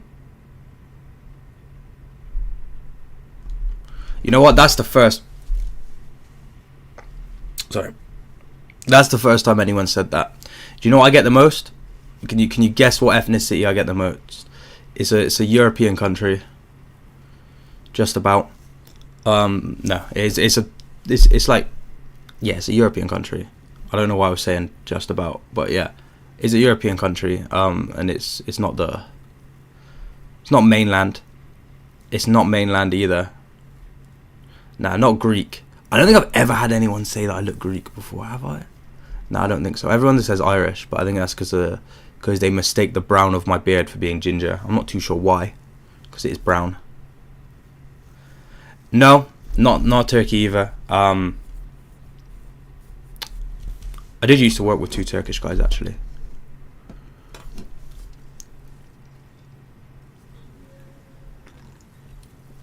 Should I try it? I mean, I don't know who I'd say that to, but we'll try it at some point. I'll try it out. I'm not looking forward to the second half, man. I'm actually really, really, because my eyes are close together. Is that it, Matty? Is that it? Nah, I am indeed streaming from 4 Pages Mead. But eyes are that's crazy, Matty. That's an insult. That's actually I'm taking offence to that. I'm reporting you to the relevant authorities. Now this is actually some of the worst football I've watched, man. Like I want to watch the second half just so I can get the game over and done with, but at the same time that first half is some of the most uninspiring football I think I've ever watched. And I watched Man United play against Newcastle, and that was uninspiring at all. I mean, watching Everton play against Arsenal, that was pretty uninspiring as well. I mean, watching West Ham play full stop, but it's just I just want us to play good football. My real government name is Nathan. I was going to say it's Nathaniel, but it's not. My government name is Nathan. My government name is Nathan, but Nathaniel sounds cooler. If I'm being totally honest, if I'm being really honest, Nathaniel sounds a bit cooler. Makes me sound more sophisticated. It makes me sound like, I remember I was like, one day, I think I was in school, and I just thought to myself, wouldn't it be way cooler if I was called Nathaniel? And like, that's not that much of a change. It's not like if I woke up one day and I was like, you know what, I want to be called Hakeem, or like Ralph, or something like that, like where I'd actually have to put ether into changing my name, right? I could just add 3 letters on the end of it and call it a day, really. And that's what I did, and I've never looked back. You know, especially when I put my glasses on. I don't know where my glasses are, so I can't put them on right now. Put my glasses on, put a button-up shirt on, and the name Nathaniel just adds to the professional look. Makes it sound more formal, you know. Or if United gave Ralph Ragnick the resources, Ragnick could have made a crazy team. It's not even the fact that like they didn't give him the resources, because like, it's more than the fact that they didn't give him the resources. They basically didn't listen to a word he said. Like, it moves past the point of, oh, we've listened to what you said, we're just not going to back you. They just did not listen to a word he said. Because what? Was it when Ten Hag came in, he was meant to be director of football? Or something along the lines of that, and they were just like, nah, you know what, mate? Instead you can just sod off, because we don't need you here. And have they looked any better? No.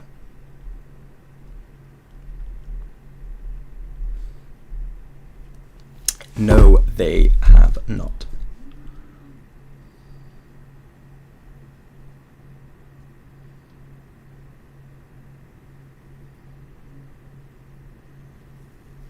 Do you remember when he went to United and everyone decided that we were 100% guilty of the 115 charges, and that's why he was jumping ship and going to United?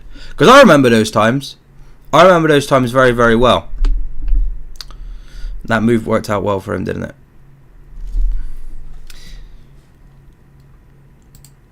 Because what? It was a promotion, wasn't it? I can't remember his original role.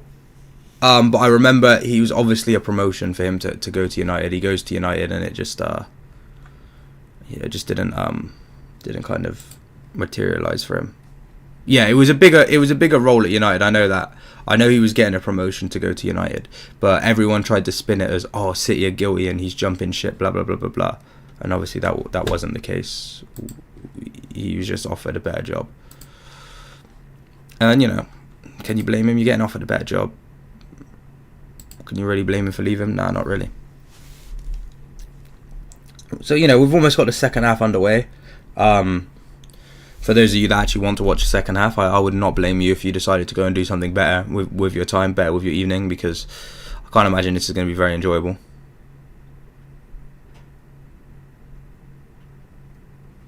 Vienna should have looked... he's good. He is somebody that I have watched from time to time. I think he's good, but I think the issue is at the moment, right? If I'm going to be honest, I think we've got too many young centre backs. I mean, you look at everybody we've got out on loan. We look at Kusanov. We even look at Vardiol, who's still young, right?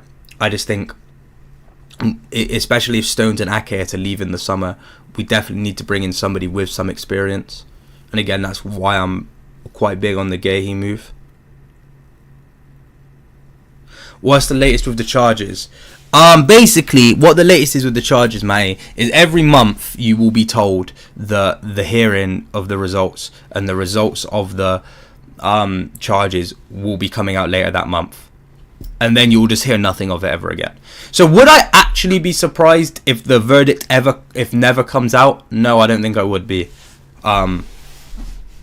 because from the seams of it, it looks like it's just getting delayed. But in my opinion, with the amount of lawsuits that City have with the Premier League, I feel like the Premier League is just trying to waste City's financial resources on lawsuits and focusing on that rather than football, and just weaken them as a footballing side instead of actually trying to get the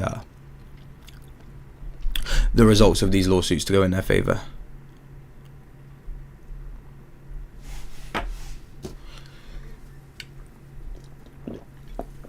To be fair, that is true. I haven't actually seen us linked with anyone from Portugal. I love our new coaches. I was never big on Linders, just because I was never big on him. I was never ever big on him at Liverpool, if I'm honest. I was never big on Linders, but you know, it's not been as bad as I thought it was going to be. Kolo Touré is, well, you know what you're getting with Kolo. He was an invincible twice in his career. Obviously once with Arsenal and once with Celtic, I believe. I think he was an invincible with Celtic. I'm pretty sure he was an invincible twice in his career.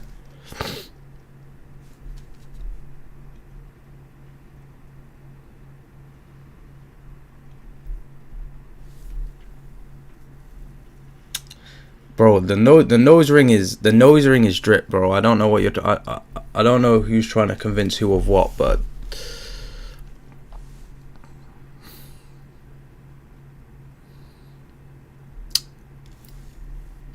yeah. So we got the second half underway here. I can't imagine this is again going to be much better than what we watched in the first half. But hopefully we can nick a goal. You know, bring a 1-goal lead back to the Etihad for the second leg.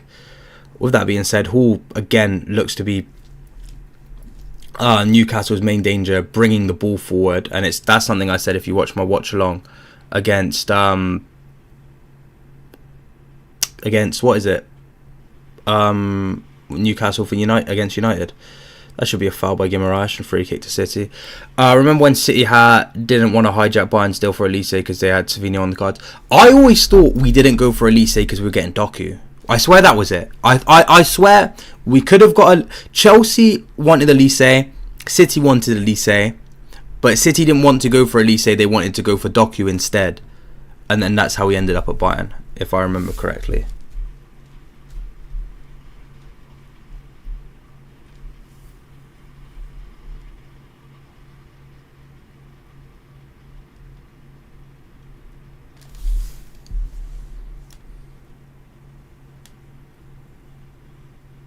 Now, I was always a big fan of Elise, but I think you know what he's doing at Bayern is impressive. So if we can steal company, I won't mind stealing Elise as well. You know what I mean?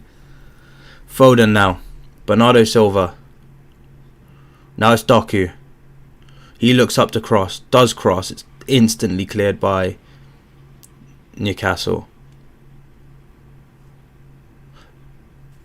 So no, should be sacked of his job for wanting to keep Savinho wins. But yeah, I mean, the thing is, right, when we rejected that bid, right, I was expecting Savinho to show City why they were right to keep him, and he just didn't. Like, when we rejected the bid, I was like, right, we're going to see big things from Savinho. And it just didn't happen, right? So I'm not even really that disappointed in the fact that we rejected the bid. I'm more disappointed in his performance after we rejected the bid, if I'm honest. But, you know. Now it's Semenyo. Kusanov. O'Reilly. Now Ake. Now back to O'Reilly. He didn't even think we needed to replace Savinho in the summer. We could have waited till January to try to replace him and got some. I mean, true, but it's one of those things. I mean, there's no point, you know, like dwelling on it, because it's just going to make you madder and madder the more you think about it. I've just kind of accepted the fact that we're stuck with Savinho now, because again, like I said, I wouldn't sell him at the loss that we'd be receiving, because we're never going to get a bit like that again. Foden. Now it's Doku. We're looking a bit brighter at the start of this second half.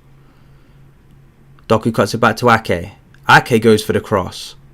And then Nunez commits, I'd probably say a foul in there, and it's seen through to Pope, who clutches his hands on it. Nah, I'd agree with that as well. But again, it would be very difficult to get him out of Juventus. Oof,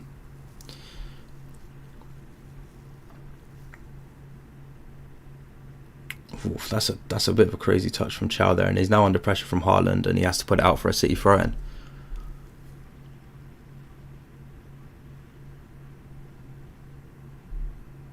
Doku. Now back to Ake. Now it's Elaine. Now it's O'Reilly. I still can't believe we almost spent 100 mil on Gibbs White instead of getting Shirky. I think that would have been a huge mistake, especially how I've seen this season going. I think that's a difficult when Arsenal are front runners next summer. I just think so. You don't need him, unfortunately. I mean, yeah, I'd probably agree with that as well. We don't need a lot of players. Like, it is kind of the thing as well when I look at strikers. You know, there's a lot of strikers I'd want at City, but you're never going to get them because you've got Haaland. That's a cross into Visser, and then he heads it, and that's a good save from Trafford. I thought that was looping in, but that's a very good save. Kursanov has the ball stolen from him by Lewis Hall in the box though. Now it's Guimaraes. Guimaraes shoots, another save from Trafford, and now Nunez looks to get it clear, and he doesn't, but now Trafford can see it back. But let's look at this Visser header and his first save from Trafford. Visser is offside. The header comes in, it's looping, and Trafford does very well to get up and palm that away, to be fair. I thought he was... Yeah, no, that's a good save. That's a very good save from Trafford. I'll give him that. Very good save. And then this for Guimaraes. Oh, no, it's not a save from Trafford. It's hit the post. To be fair, but he got down well, nonetheless. And that first save was definitely a very good save.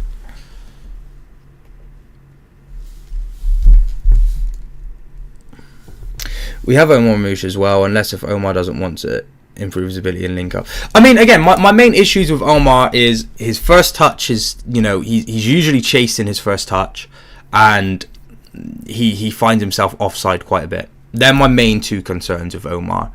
I think if Omar can fix up on those two things, which, you know, is always possible. They're not exactly... I mean, the first touch maybe, but your attack positioning shouldn't be too difficult to work on. Then we have a very good player in there, and we saw that at the end of last season. I just think the amount of times he's caught offside is just extremely frustrated for me. Oh, bless me, man, that was horrible. Oh, I felt that creeping up on me as well. Oh, that was grim. My apologies. But yeah, we got another change coming for Newcastle here. Oh man, that was grim. Was that Ramsey down injured at the moment? Oh, that sneeze was horrible, man. I did not enjoy that one bit.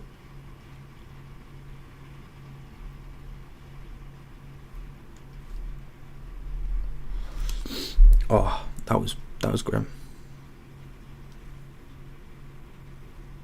Yeah, no, that's a really good save from Trafford now that I've seen it again as well. Very good save.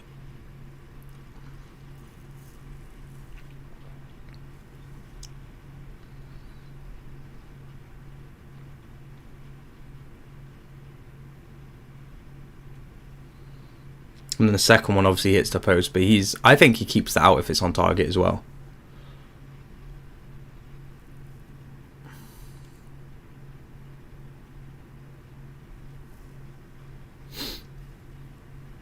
O'Reilly. Now it's Elaine. Doku. Nice Doku. Gets the better of Barnes. Crosses it in. Semenyo! 1-0! Get in! 2 goals in 2 games for City. Anton Semenyo lurking at the back post. And that's what we need. That is what City needs. Someone that's able to attack that back post when a cross comes in. Get in, man. It's a huge goal away from home. Huge goal. 1-0 City. Come on, let's go. Let's see that again. So Doku picks it up out wide with plenty of space, right? Barnes goes out to close him down. He looks to cut it back to Ake and then goes round Barnes. Gets the cross in. It misses Bernardo. Nunez can't get there. You know, Newcastle think they're clear. That it's went across the face of goal, and then Semenyo just ghosts inside in between. Who is that there? Is that Botman and Gordon? He ghosts in between. Pope's got no chance, and it is a tap in, but it's very good movement from City's new number 42, and now that is 2 goals in his first 2 games for City. Big impact from Semenyo there, and now it's 1-0. And now hopefully we can see this lead out for once. But you know, that's things you love to see, man. Things you love to see. Big goal. And you can celebrate that one a little bit more, obviously, because it's not against Exeter.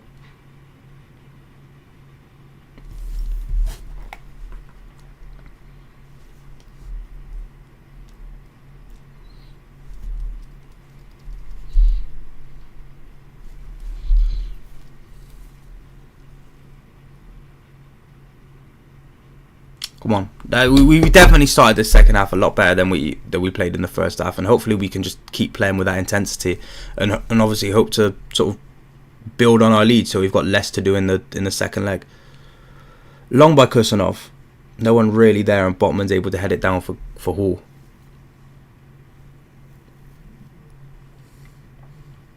Now it's O'Reilly, knocks it back to Elaine, and then just goes all the way back to Trafford.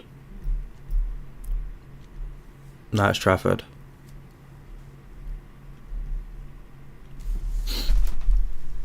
Now it's Semenyo, the goal scorer. He cuts back.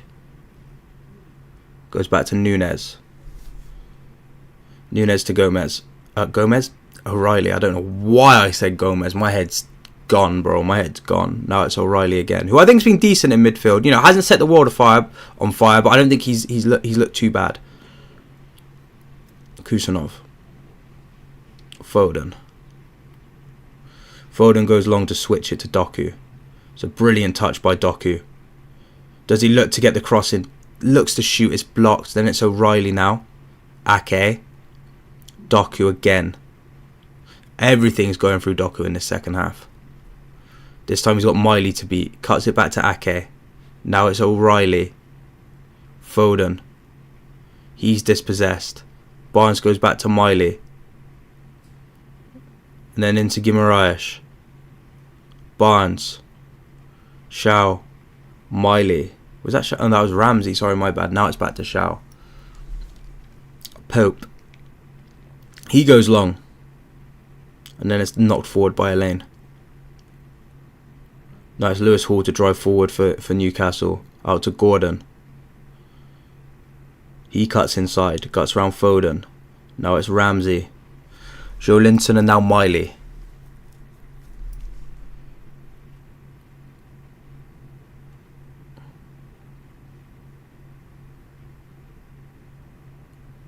Shaw. Miley. Barnes. Newcastle trying to get comfortable in possession here. We'll see with everyone behind the ball. Semenyo now out to press. But still, Newcastle trying to advance into City's half of the ball.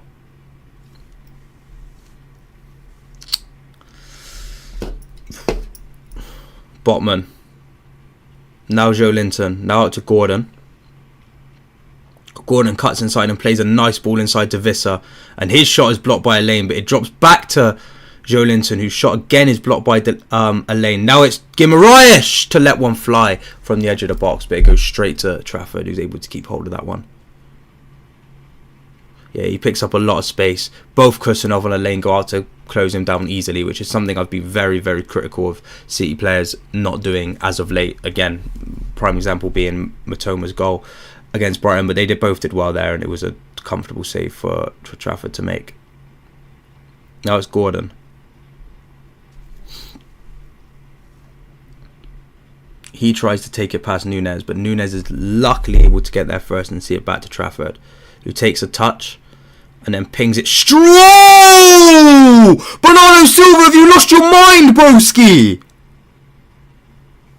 Nah, that was crazy for Trafford to play that short, but Bernardo Silva, bro, nah. That's nuts. First time. Don't do that again. Don't do that again. It's now a corner to Newcastle. If they score from this corner, I swear to God, Bernardo. That's crazy behaviour. That's nuts.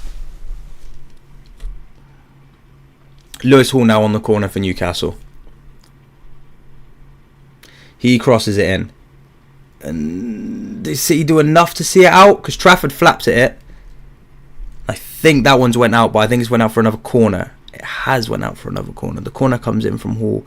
It's straight on top of Trafford. He sort of flaps it in. I think it comes off of Semenyo and out for another Newcastle corner.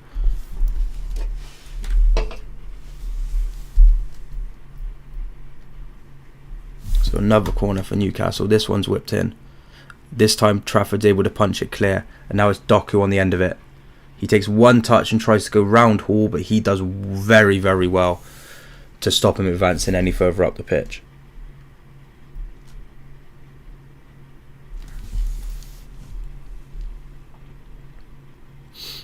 Now it's Miley on the throw-in as we approach the hour mark. Still Newcastle 0, City 1. Adder Semenyo scored the opener.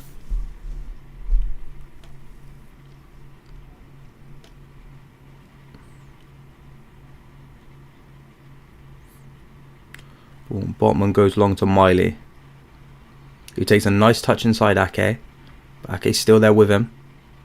Then Ake is able to block the pass to Barnes, and now it's Doku to go forward, who squeezes away from Miley. No, he doesn't actually. Miley does well to try to retrieve the ball. Falls back to City with Bernardo Silva, who finds Doku. Now it's Ake, Foden, Ake, Max Elaine. He's inside to Mateus Nunes, and that's a beautiful turn from Nunes. He's got Haaland ahead of him. Semenyo to his right. Haaland picks it up, takes a touch in the box. Foden shoots, and it's blocked, and I think that's out for a goal kick, potentially. We've got Vinders, Rodri and Rico Lewis all ready to come on. We'll get ready to update those overlays for you. I can imagine it'll be for Nunes. O'Reilly. So O'Reilly coming off for Rodrigo. And I thought, I don't think he had his best game, O'Reilly, in midfield, but I think it definitely could have went worse, and I've definitely seen people stand in for Rodri and play a lot worse than that. So, I was relatively happy with O'Reilly's performance. Do I think he should permanently go back to midfield? Probably not. But, I thought it was a good showing nonetheless. So, Rodri on for O'Reilly. We've got Foden coming off for Tijani Vinders. And we've still got Rico Lewis to come on. I think that's going to be for Nunes. Hopefully it's for Bernardo Silva, because I don't think Nunes has been too bad going forward. And we have Rico Lewis coming on for Mateus Nunes. So I'm guessing this is Pep just trying to see this game out now. Obviously, again, good to see Rodri back on the pitch. Always love to see him playing. Obviously scored on the weekend. Corner to City now.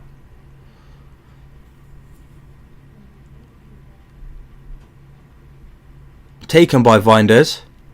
Straight into the mix. And is that Semenyo again? 2-0. And City score from a corner. Can you believe it? Manchester City have just scored from a corner, and it's Antoine Semenyo again for his second of tonight's Carabao Cup first leg in the semi-finals against Newcastle, and City have scored from a corner. Damn. Can you believe it, ladies and gentlemen? Antoine Semenyo has arrived. Corner comes in from Reinders, straight on top of the goalkeeper, and Semenyo, that is beautiful. That is an absolutely beautiful finish from Semenyo to backheel it into the back of the net. That is, he's wrestling, the technique on that, to just backheel that, round Visser, round Pope, that is beautiful. Take a bow, Antoine Semenyo, that is 2-0.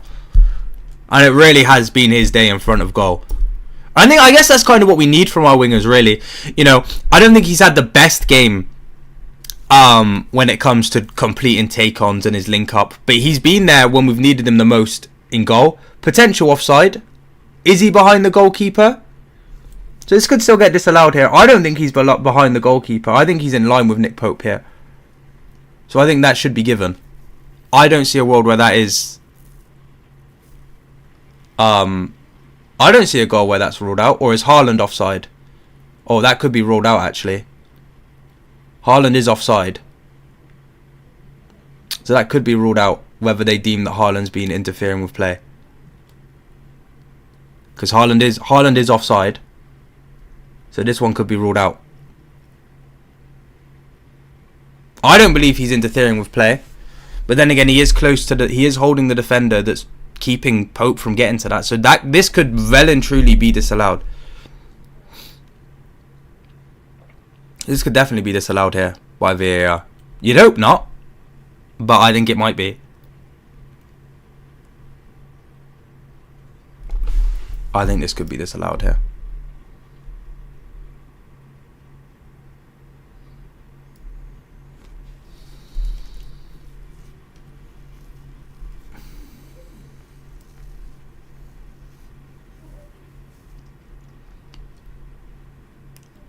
We're still... Yeah, Haaland's offside. Haaland's definitely offside. Haaland's definitely offside.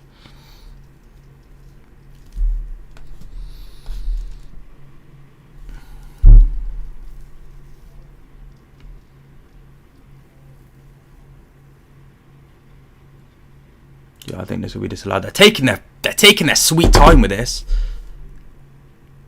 They're very much taking their time with this.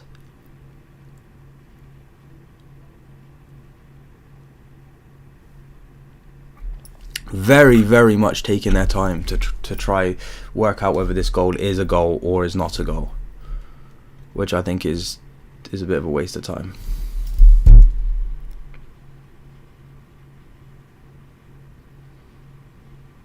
Voltemada is getting ready to come on the pitch, and that looks like Sandro Tonali will also be making his way onto the pitch when they decide whether this is a goal or not.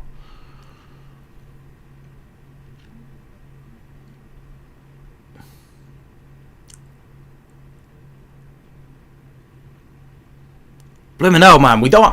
You know, some of us have stuff to do, man. Like, can we get this over and done with? Just give the goal or disallow the goal at this point.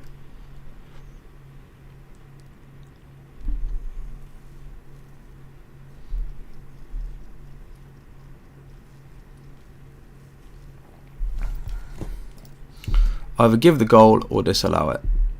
You know, so I don't think it's that difficult.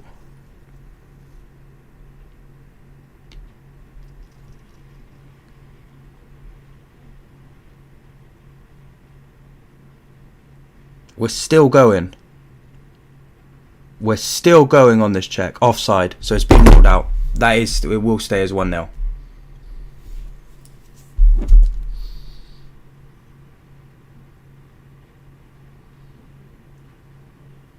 Is he now going over to the monitor? Have they now not just told him it's offside? Has he now got to go look at it? Oh my god, just disallow the goal. Just disallow the goal.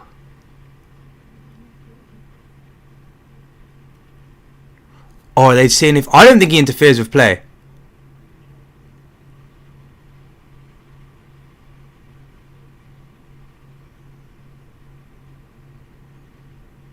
Can we just get a decision on this, man?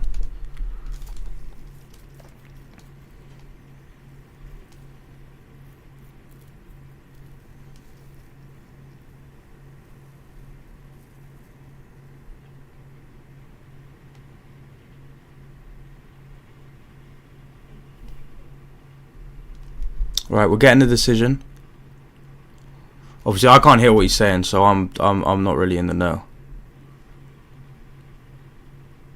Yeah, it's 1-0. Goal's been disallowed. I don't think it really took. It should have took that long, if I'm honest. That is taking way too long. Way too long to disallow that.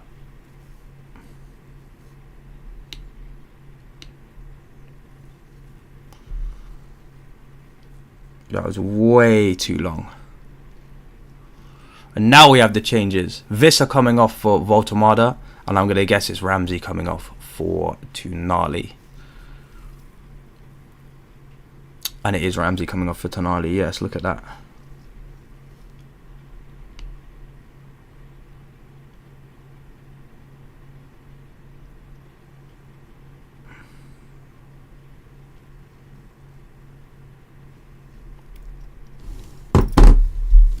Oh, we got Alanga coming on for Gordon as well. I missed that one.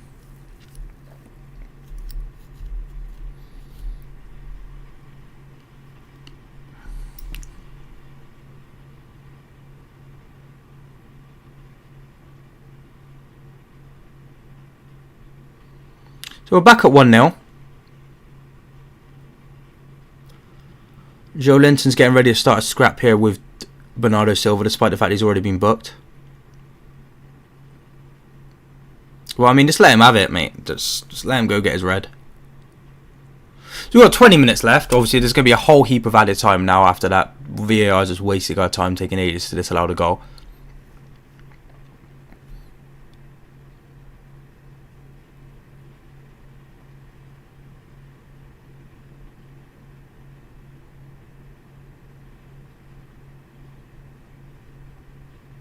That's a crazy pass backwards to Trafford, and he's done well to just hook that clear out for a throw. It's gonna get nervy now. I think now that we've had that goal disallowed, I think it's gonna get quite nervy. Ooh, and Tonali just dragged one wide. So, I mean, it's not like I was wrong.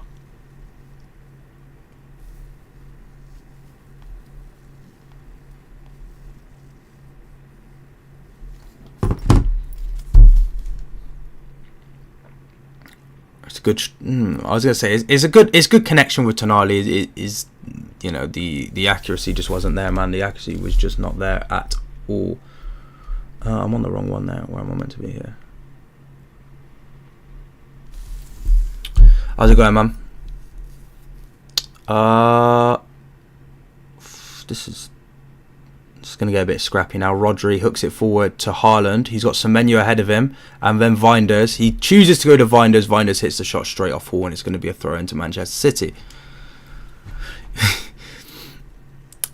I still can't believe how long it took to disallow that goal, man. We've got Rodri now. Kusanov. Bernardo Silva. Now it's Vinders in plenty of space. Semenyo and Haaland ahead of him. He goes to Semenyo. Semenyo gets across. Sorry. It's cleared. Now it's Hall to run away with it. He's wrestled off the ball by Semenyo, who goes back to Rodri. Now it's Bernard Silva. Rodri again. Ake. Now it's Doku.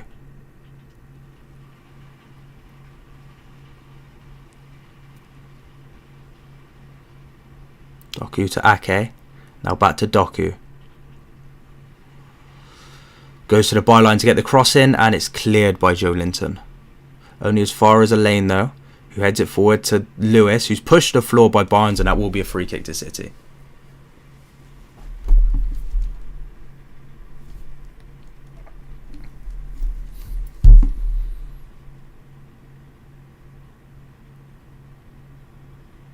Getting this replay of the disallowed goal. It's a beautiful finish nonetheless. You can't take that away from Semenyo. It's an absolutely beautiful finish.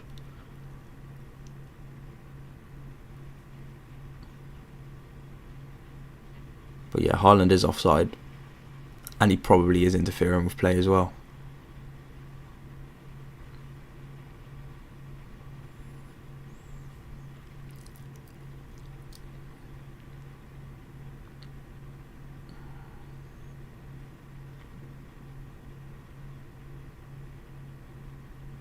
Vinders, Semenyo, Rodri. That's a weak pass to Bernardo Silva, but City win it back. That's a foul in there, I'm guessing. Was that by Bernardo?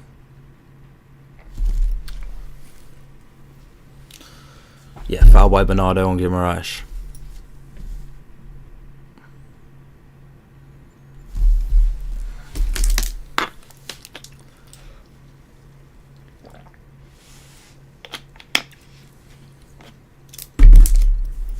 And that's Bernardo going into the book. Along with, is it Nunez as well that was booked before he got subbed off? Anyway, Nick Pope on the goal kick now. On the goal kick, free kick, sorry, my bad. He lumps it forward. It's knocked on by Shaw. And then Voltemada out to Alanga, who then hooks it in. It's cleared by Ake. And then Haaland handballs it, I think, and it's going to be a free kick. I don't know how he thought he was getting away with that one. So that was so blatant. I don't even think that really touches his arm, but you know, he's made deliberate attempt to try play with his arm, so whether it touches his arm or not, I think it's fair. Free kick to Newcastle now. Lewis Hall on the edge of the City box.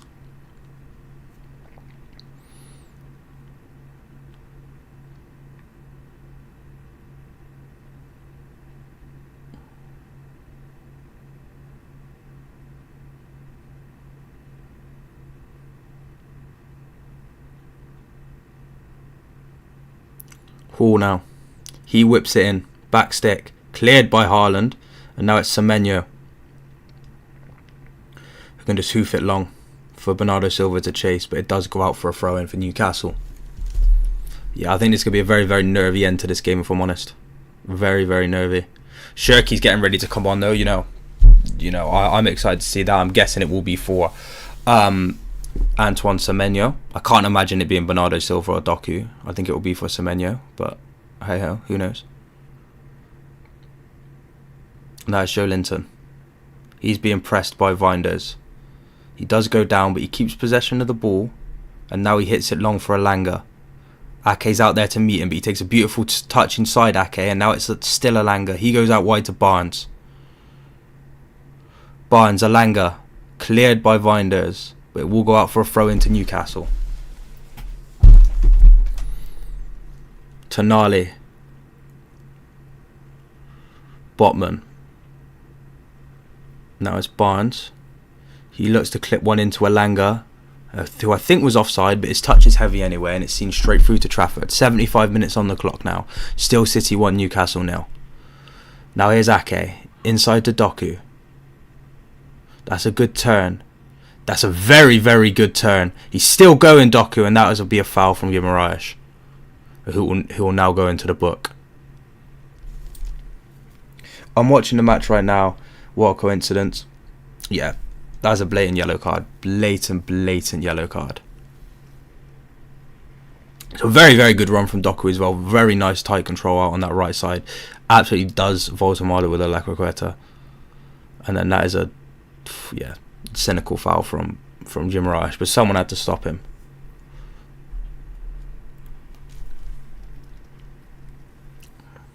Yeah, Doku's now coming off for Ryan Shirky, which is actually surprising. I thought it was going to be Semenyo, but hey, it's Doku. Means I've only got to change one number on the thing. Ake. Rodri. Now it's Max Elaine. Kusanov. Now it's Rico Lewis. He turns. Cuts it inside to Shirky. He goes back to Kusanov. Kusanov across to Elaine. Then forward to Semenyo, who hooks it over to Bernardo Silva, who just about keeps hold of the ball and then knocks it into Tonali's path, who's under pressure from Semenyo, and ends up giving it up to Bernardo Silva, who runs it off for a goal kick.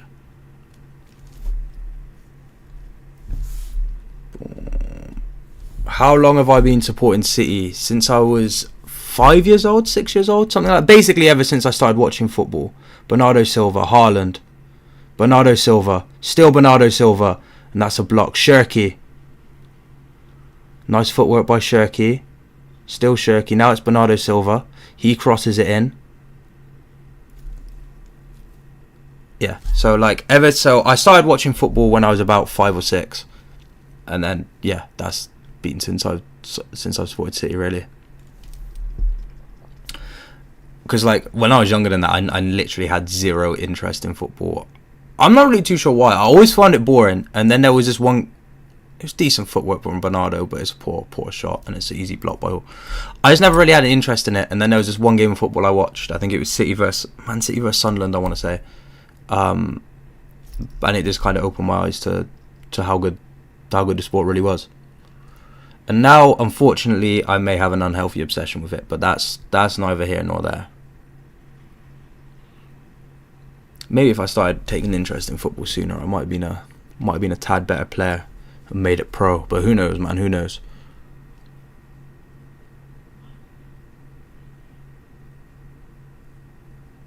Yeah, I know what's coming next.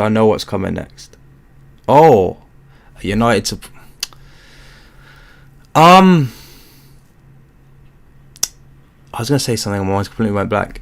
Last time I watched a United game was actually against Newcastle, and I thought that was an absolute horrific 90 minutes of football. Probably worse than this now. I think this game is livened up a bit. But I think United. The thing with United is I think there's a lot of good players in that squad, but there's also a lot of bad players in that squad. There's very talented players. I think Sesko's talented. I even think Xerxes quite talented. I think obviously Ahmad's good. I think Bruno is obviously the best player. I think Dorgu's got talent. There's good players in there. And then you've got Ugarte and Diego Dallo, who are not good at football. I remember someone always used to try tell me that Diego Dallo was good at football, right? And I never watched United, so I just took their word for it, and I was like, Diego Dallo's good at football. And then I watched Diego Dallo play like a good 5 or 6 games in a row, and I was like, this guy's terrible, man. I'm never letting anyone gaslight me into a football player being good until I've watched him with my own eyes. Because, oh man, I can't believe I was lied to believe that Diego Dallo's good at football. Because, oh man. City look to be just killing this game off now with the last 10 minutes. But Lewis picks it up on the turn. Still Lewis. He puts it outside to Cherky. Cherky shoots. It's a good save by Pope, and it'll be seen clear by Miley, you'd think. Ake gets there and sees out for a throw-in. Very, very good turn by Lewis. And then it does well to pick out Cherky. Cherky, it's a good shot. I mean, you'd expect Pope to save that, and he does. But, that could have went anywhere, really, after it ricochets off of his leg. But Newcastle just about to see it out for a throw-in. Now it's Semenyo, who's, I think, they're bad United, but City is actually better than obviously City are better than Liverpool. I mean, we have been for most of the last decade. I mean, other than 2 seasons, but on the whole, we're obviously better than Liverpool at the moment. Obviously not historically, but on the whole, we are, I'd say, better than Liverpool in recent history anyway. There's not many teams. I'd say only Chelsea really, inconsistency wise. No, yeah, Semenyo's looked good. I think when it comes to Semenyo, he's just bringing us something different that our other wingers don't have. He might not be completing 200 million take-ons a game like Savinho or attempting them, but he's finding himself in the places that he needs to be in the box, and he's creating chances and taking chances. And I think he's unlucky to not have 2 goals today. But his all-round play might not have been great, but he was there when we needed him in the box. And so far, we have the lead in this game due to him, and for a split second, we had the lead doubled because of him. So, does it really matter what he's doing outside of the box when he's getting goals, especially when we've got wingers that can do all of that stuff? They just don't get the goals. So it's exactly what we needed to add to the squad, and we all knew that. And that's why he's a good acquisition for the squad. Who's going in the book now? Is that Rodri or Lewis? Lewis has been booked for time wasting. Perfect. 82 minutes on the clock. Still 1-0.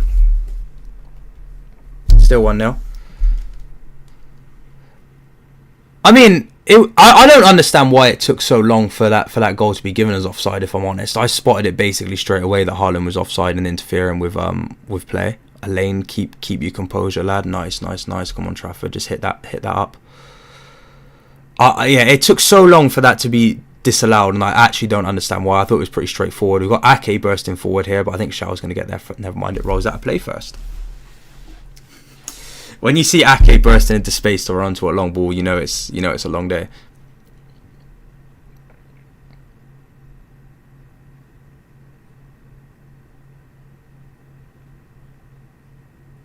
Oh, Barnes in behind. Voltamada takes the touch. Good tackle by Kusanov, and it's cleared by Elaine. Only as far as Tonali though. Now it's Miley. Yeah, he definitely should. I mean, it's just unlucky that he doesn't have that second goal. Really, it's a beautiful finish, and I think that's the most disappointing part about it. It was a very, very good finish. Now we've got Cherki darting forward. We've got Vinders, Semenyo, and Haaland ahead up with him. He went alone and hits it straight at the defender. I'm not a fan of that, if I'm honest, from Cherki. Really not a fan of that. In all fairness, as a Liverpool fan, I'm disappointed about our displays this season. It's been terrible.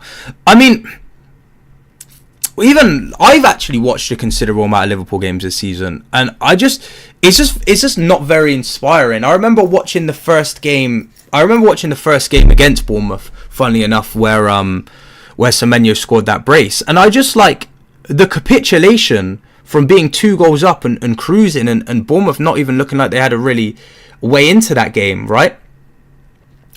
Was just crazy, and the fact that you just kept doing it again and again and again, like repeatedly throwing away 2-goal leads, it was actually kind of impressive. Voltemada's in here. Elaine just about sees it back to Trafford. That's fine. I can deal with that. Being a ref is just so good in it. You can just absolutely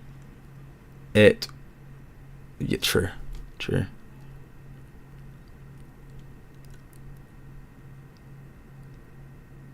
But yeah, no, like, it's just like, this doesn't look like Slot sort of asserted his style of football or whatever he wants to do onto the squad, and I think he's probably just too lenient on some of the players. But again, these are talking points that everybody said. I'm not a rocket scientist for bringing these things up, but yeah, it's very disappointing, especially after all the money you spent and the season you had. Tell you what. Your granddad referenced City versus Wigan. That's fair. That's definitely something you'd want to have on your CV. Saying that, Joe Linton whips across in. It's headed clear by Kusanov, and then knocked down by Semenyo for Bernardo Silva, who hits it straight into Tonali. This time he gets it out to Cherki.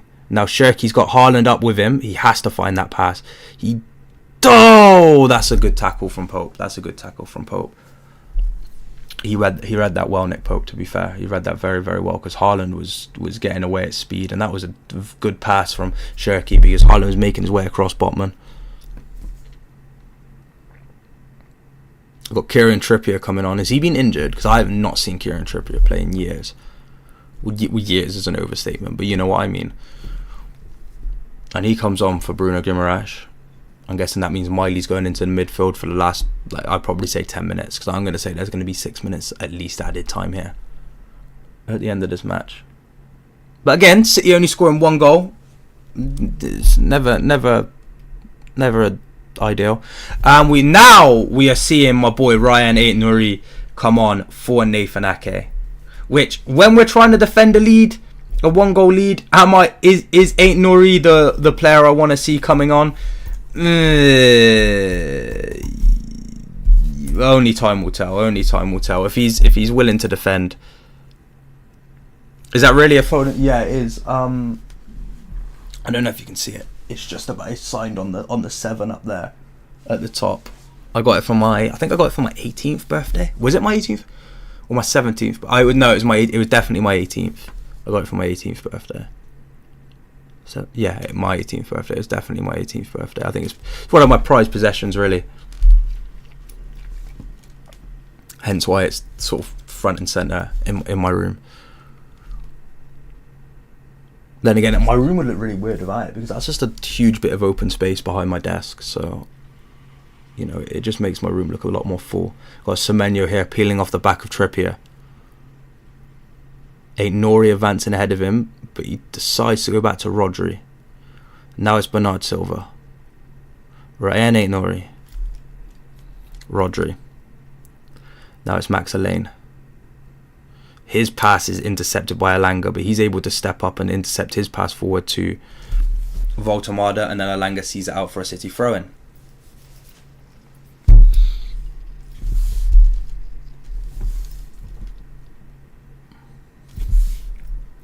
Obviously, guys, make sure to like the stream if you haven't, and subscribe to the channel. Always very, very much appreciated. Got Aït-Nouri on the throw-in now. He throws it forward to Haaland. Haaland brings it down. Goes inside to What is that? How have now Newcastle ended up with a throw in there, man? Like, come on. Can we be a bit smarter about it? Cheers, thank you. I do appreciate the subscription, Sam. Like, do you know what I mean? Like, can we just see a game out like normal people? Because, like I said, there's going to be about 6 minutes onto this, and we're just giving away, like, possession really cheaply. And for a team that like to, like, hit you on the counter, I don't really trust us holding this lead against Newcastle right now. Bernardo, do you want to get stuck in, lad? Or is that Rico? Sorry, my bad. That was Rico. I just saw someone really short out on the right side and assumed it was Bernardo. Trippier now with a long ball forward to Voltemada, who brings it down nicely, plays it into Miley into the box, and it almost falls for Voltemada, but Rodri's able to get it clear to Semenyo, and then Trippier goes right through the back of him. He's claiming that he won the ball. I didn't see him win the ball there. And I think he should go into the book for that, if I'm honest. That is a crazy tackle. It's a good ball from him. It's good for Voltemada to bring it down and get the ball into Miley. It's good defending from City. Rodri gets it out to Semenyo. Yeah, it's a good pass. I think it was defended well by Kusanov. Yeah. And then he just taps it away with the back heel. And then the pass out to the... Yeah, that's a crazy tackle. That's a crazy tackle from Trippier. He had to have got booked for that. Surely he did get booked for that. I was going to say, man. That was an outrageous tackle. 9 minutes added on. Jeez, I thought it was just going to be 6. 9 minutes, bro. That's crazy. Okay. I wouldn't say red. I think if he caught him higher up on the leg, it would have been a red. But that was a nailed on yellow, that one there. Right, 9 minutes to hang on, City. Come on, let's not do anything. Let's not do anything crazy. Please, nothing crazy. Nice one by Kusanov. Now it's Lewis. Rodri. Vinders. Shirky. Pass it straight to the back of Vinders' legs. One back by Rodri, though. Again, one back by Rodri because we're just giving away the ball cheaply. And now it's Bernardo Silva. All of his options are in one place, so he's probably going to have to go backwards here. Because he can't seem to shake Tonali. That's a foul by Tonali. But Bernardo held on to that ball for way too long. And Tonali will now go into the book. Tell you what. After that first 10-20 minutes of this first half, we've once again looked shaky. We just need to see out the next 8 minutes. But yeah, that's a... I mean, the ball was there to be... Oh, but he's got nowhere near it. That's a crazy tackle from Tonali. Once again. That one was nuts. Because he's almost caught him on the knee with his studs there. And he's brought him down round the neck. If Lewis scores in these final minutes, I'll give you 10. I'll hold you to that. I'll hold you to that. I doubt Rico will score. I highly doubt Rico will score. Big you up, Blake.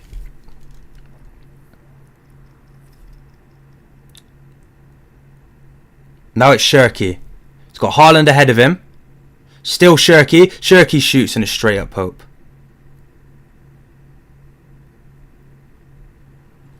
That is... That's a really tame shot. And then why is the ball going back here? Oh, free kick. Trippier will take it.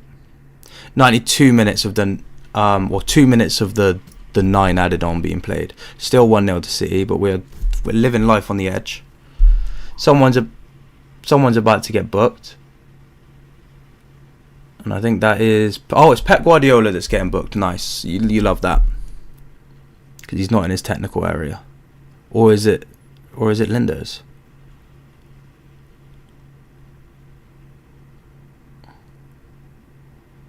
No, it was Pep that got booked. So, okay, free kick to Newcastle.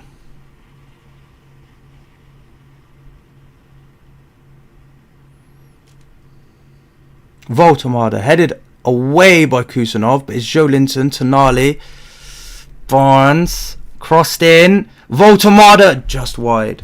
I support Spurs at Man City are good.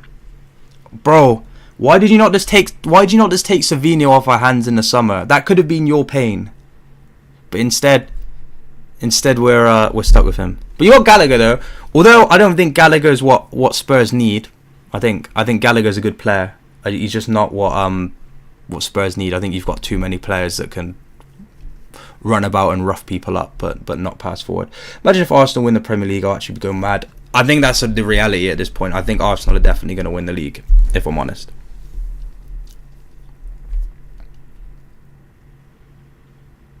Haaland knocks it onto Semenyo. It's cleared by Newcastle. Now it's Voltemade. Heads it onto Elanga. That pass is intercepted by Ignori. Now it's hit forward. Trippier. No, I don't think we win this league. I honestly do not believe City win this league. If I'm being honest, I don't think it's going to happen. Harvey Barnes coming forward. Now it's Lewis Hall, who runs into danger. Now Rodri can bring it forward, but he runs straight into Tonali. And now it's Hall again. 94 minutes on the clock, still 1-0. But again, like I said, City are living dangerously. It's whipped out to Trippier. It's headed clear by Nori, but it's still Newcastle with the ball. Tonali. He goes to Elanga. Back to Tonali. He switches it out to Barnes. Barnes then plays Hall on the overlap. Hall crosses it in. Trafford just about gets there and sees it over for a corner. Oof, that was rough. That was rough. If City win the second leg, it's between Arsenal and Chelsea, and I'd want to say Chelsea. I'd prefer to play Chelsea in the final than Arsenal. I think there's too much pressure if we play Arsenal in the final. So I'd prefer Chelsea to go through. But I don't think they will, if I'm honest. I don't think they beat Arsenal over 2 legs. But I don't know. Only time will tell. Corner in for Newcastle. Headed clear by City. Only as far as Hall on the edge of the box. His shot's blocked by Bernardo Silva. And then the ball comes into Voltemade. It's a great claim by Trafford. And he throws it out quickly to Semenyo, who's got green grass ahead of him. And he's got Haaland inside. Still Semenyo. He's got round Trippier. And then he gets the cross in, and that's a great block by Lewis Hall. That's a very, very good block by Lewis Hall, because that ball was finding its way to Shirky. It's a very, very good block. Trippier has not been good since coming on the pitch, but yeah, that's a great block by Lewis Hall. Very, very good block. Semenyo had the right idea to try thread that back stick, but yeah, Hall does really well to get across. And surely we take this corner short though. Savinio is good, but I don't think he would be good.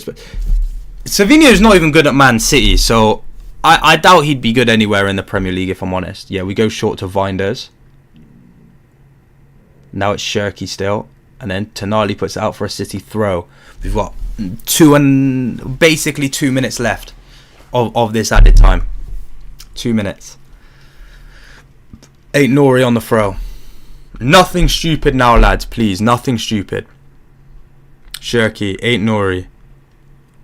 He goes back to Bernardo Silva. Inside to Rodri. Rodri back to Kusanov. Kusanov hooks it forward to Nori, who heads it inside to Semenyo. Back to Bernardo Silva. Bernardo Silva hits it forward for Nori to run onto, but it goes out for a Newcastle throw in. 2 minutes left. Newcastle with a throw deep in their own half. Pope, he goes to hit it long, but I think he's hit that out for a throw. He's hit that straight out for a City throw. 1.5 minutes left to play here at St James's Park. My friend supports Man City and my other friend supports Newcastle. Going to be some rivalry tomorrow. Always a second leg to play. Nah, Semenyo's been good today. Semenyo's been good. He's done what we've needed him to. Nori. That's a great touch by Nori. Now it's Semenyo. He goes inside to Shirky, and now it's Nori again. Nori. He gets it back to Shirky! 2-0! Get in! Nori assist. You know what, Mohammed? I apologise, bro. I said I didn't want to see him come on today. But that play from Shirky and Nori there is exceptional. That is exceptional. That is so good. And that is 2-0. Surely that one doesn't get disallowed. Bam! 2-goal lead to take back to the Etihad for the second leg. And it's Rayan Shirky off the bench. Rayan linking up. It was not Rico Lewis though, it was Rayan Shirky. See, look, throw in by Ain't Nori. He does a 1-2 with Semenyo, and then the 1-2 here. The flick from Shirky back into the path of Ain't Nori is exceptional. That's exceptional. And then he does so well to get round Joe Linton and just play it into Shirky's pass, who just passes it into the back of the Newcastle net. And that one's definitely not getting disallowed. So we have a 2-goal lead to take back to the Etihad, and that is brilliant. It's a brilliant goal from Ryan Shirky. Brilliant from Semenyo, Ain't Nuri, and Shirky. And that's what you love to see. That's what you love to see. And that should be it. That should be it. No, saying that, Newcastle do have the ball on the edge of our box. Barnes brings it down. Joe Linton. He tries to go out to Hall. Does go out to Hall. Hall gets the cross in. And it goes straight out for a goal kick. And is that full time? That is full time. City win 2-0 at St James's Park in the first leg. In the first leg of the Carabao Cup semi-final, and that was a big win. Big win. Wasn't the best performance, but you know, we took our chances when it mattered. Do I like Spurs? I like Spurs, just not when we're playing Spurs. There's nothing worse for me than playing Spurs as a City fan. But as a team, Spurs have had a lot of players that I've liked. I'm a huge Gareth Bale fan, you know. I liked Eriksen when he was at Spurs. I was a huge fan of Son until he decided to break my heart in the Champions League. You know, I'm a huge Mickey van der Ven fan. I really like Mickey van der Ven. I think he's an exceptional centre-back, and I'd love to see him at City. So, you know, there's a lot of good players that I like that have played for Spurs. I just don't like playing Spurs as a City fan. But yeah, there we are. Huge 2-0 win in the first leg. Right. I forgot you have Kudus as well. I'm a fan of Kudus. I like Solanke as well, despite the fact he's just vanished off the face of the earth. But yeah, I think that's all for me for today's stream, really. If you guys enjoyed the stream, please do like the stream, and if you're new to the channel, please do subscribe. I'm not going to be live for the Manchester Derby on Saturday because I do have work during the game, but I should get a match reaction video out for that one after the game.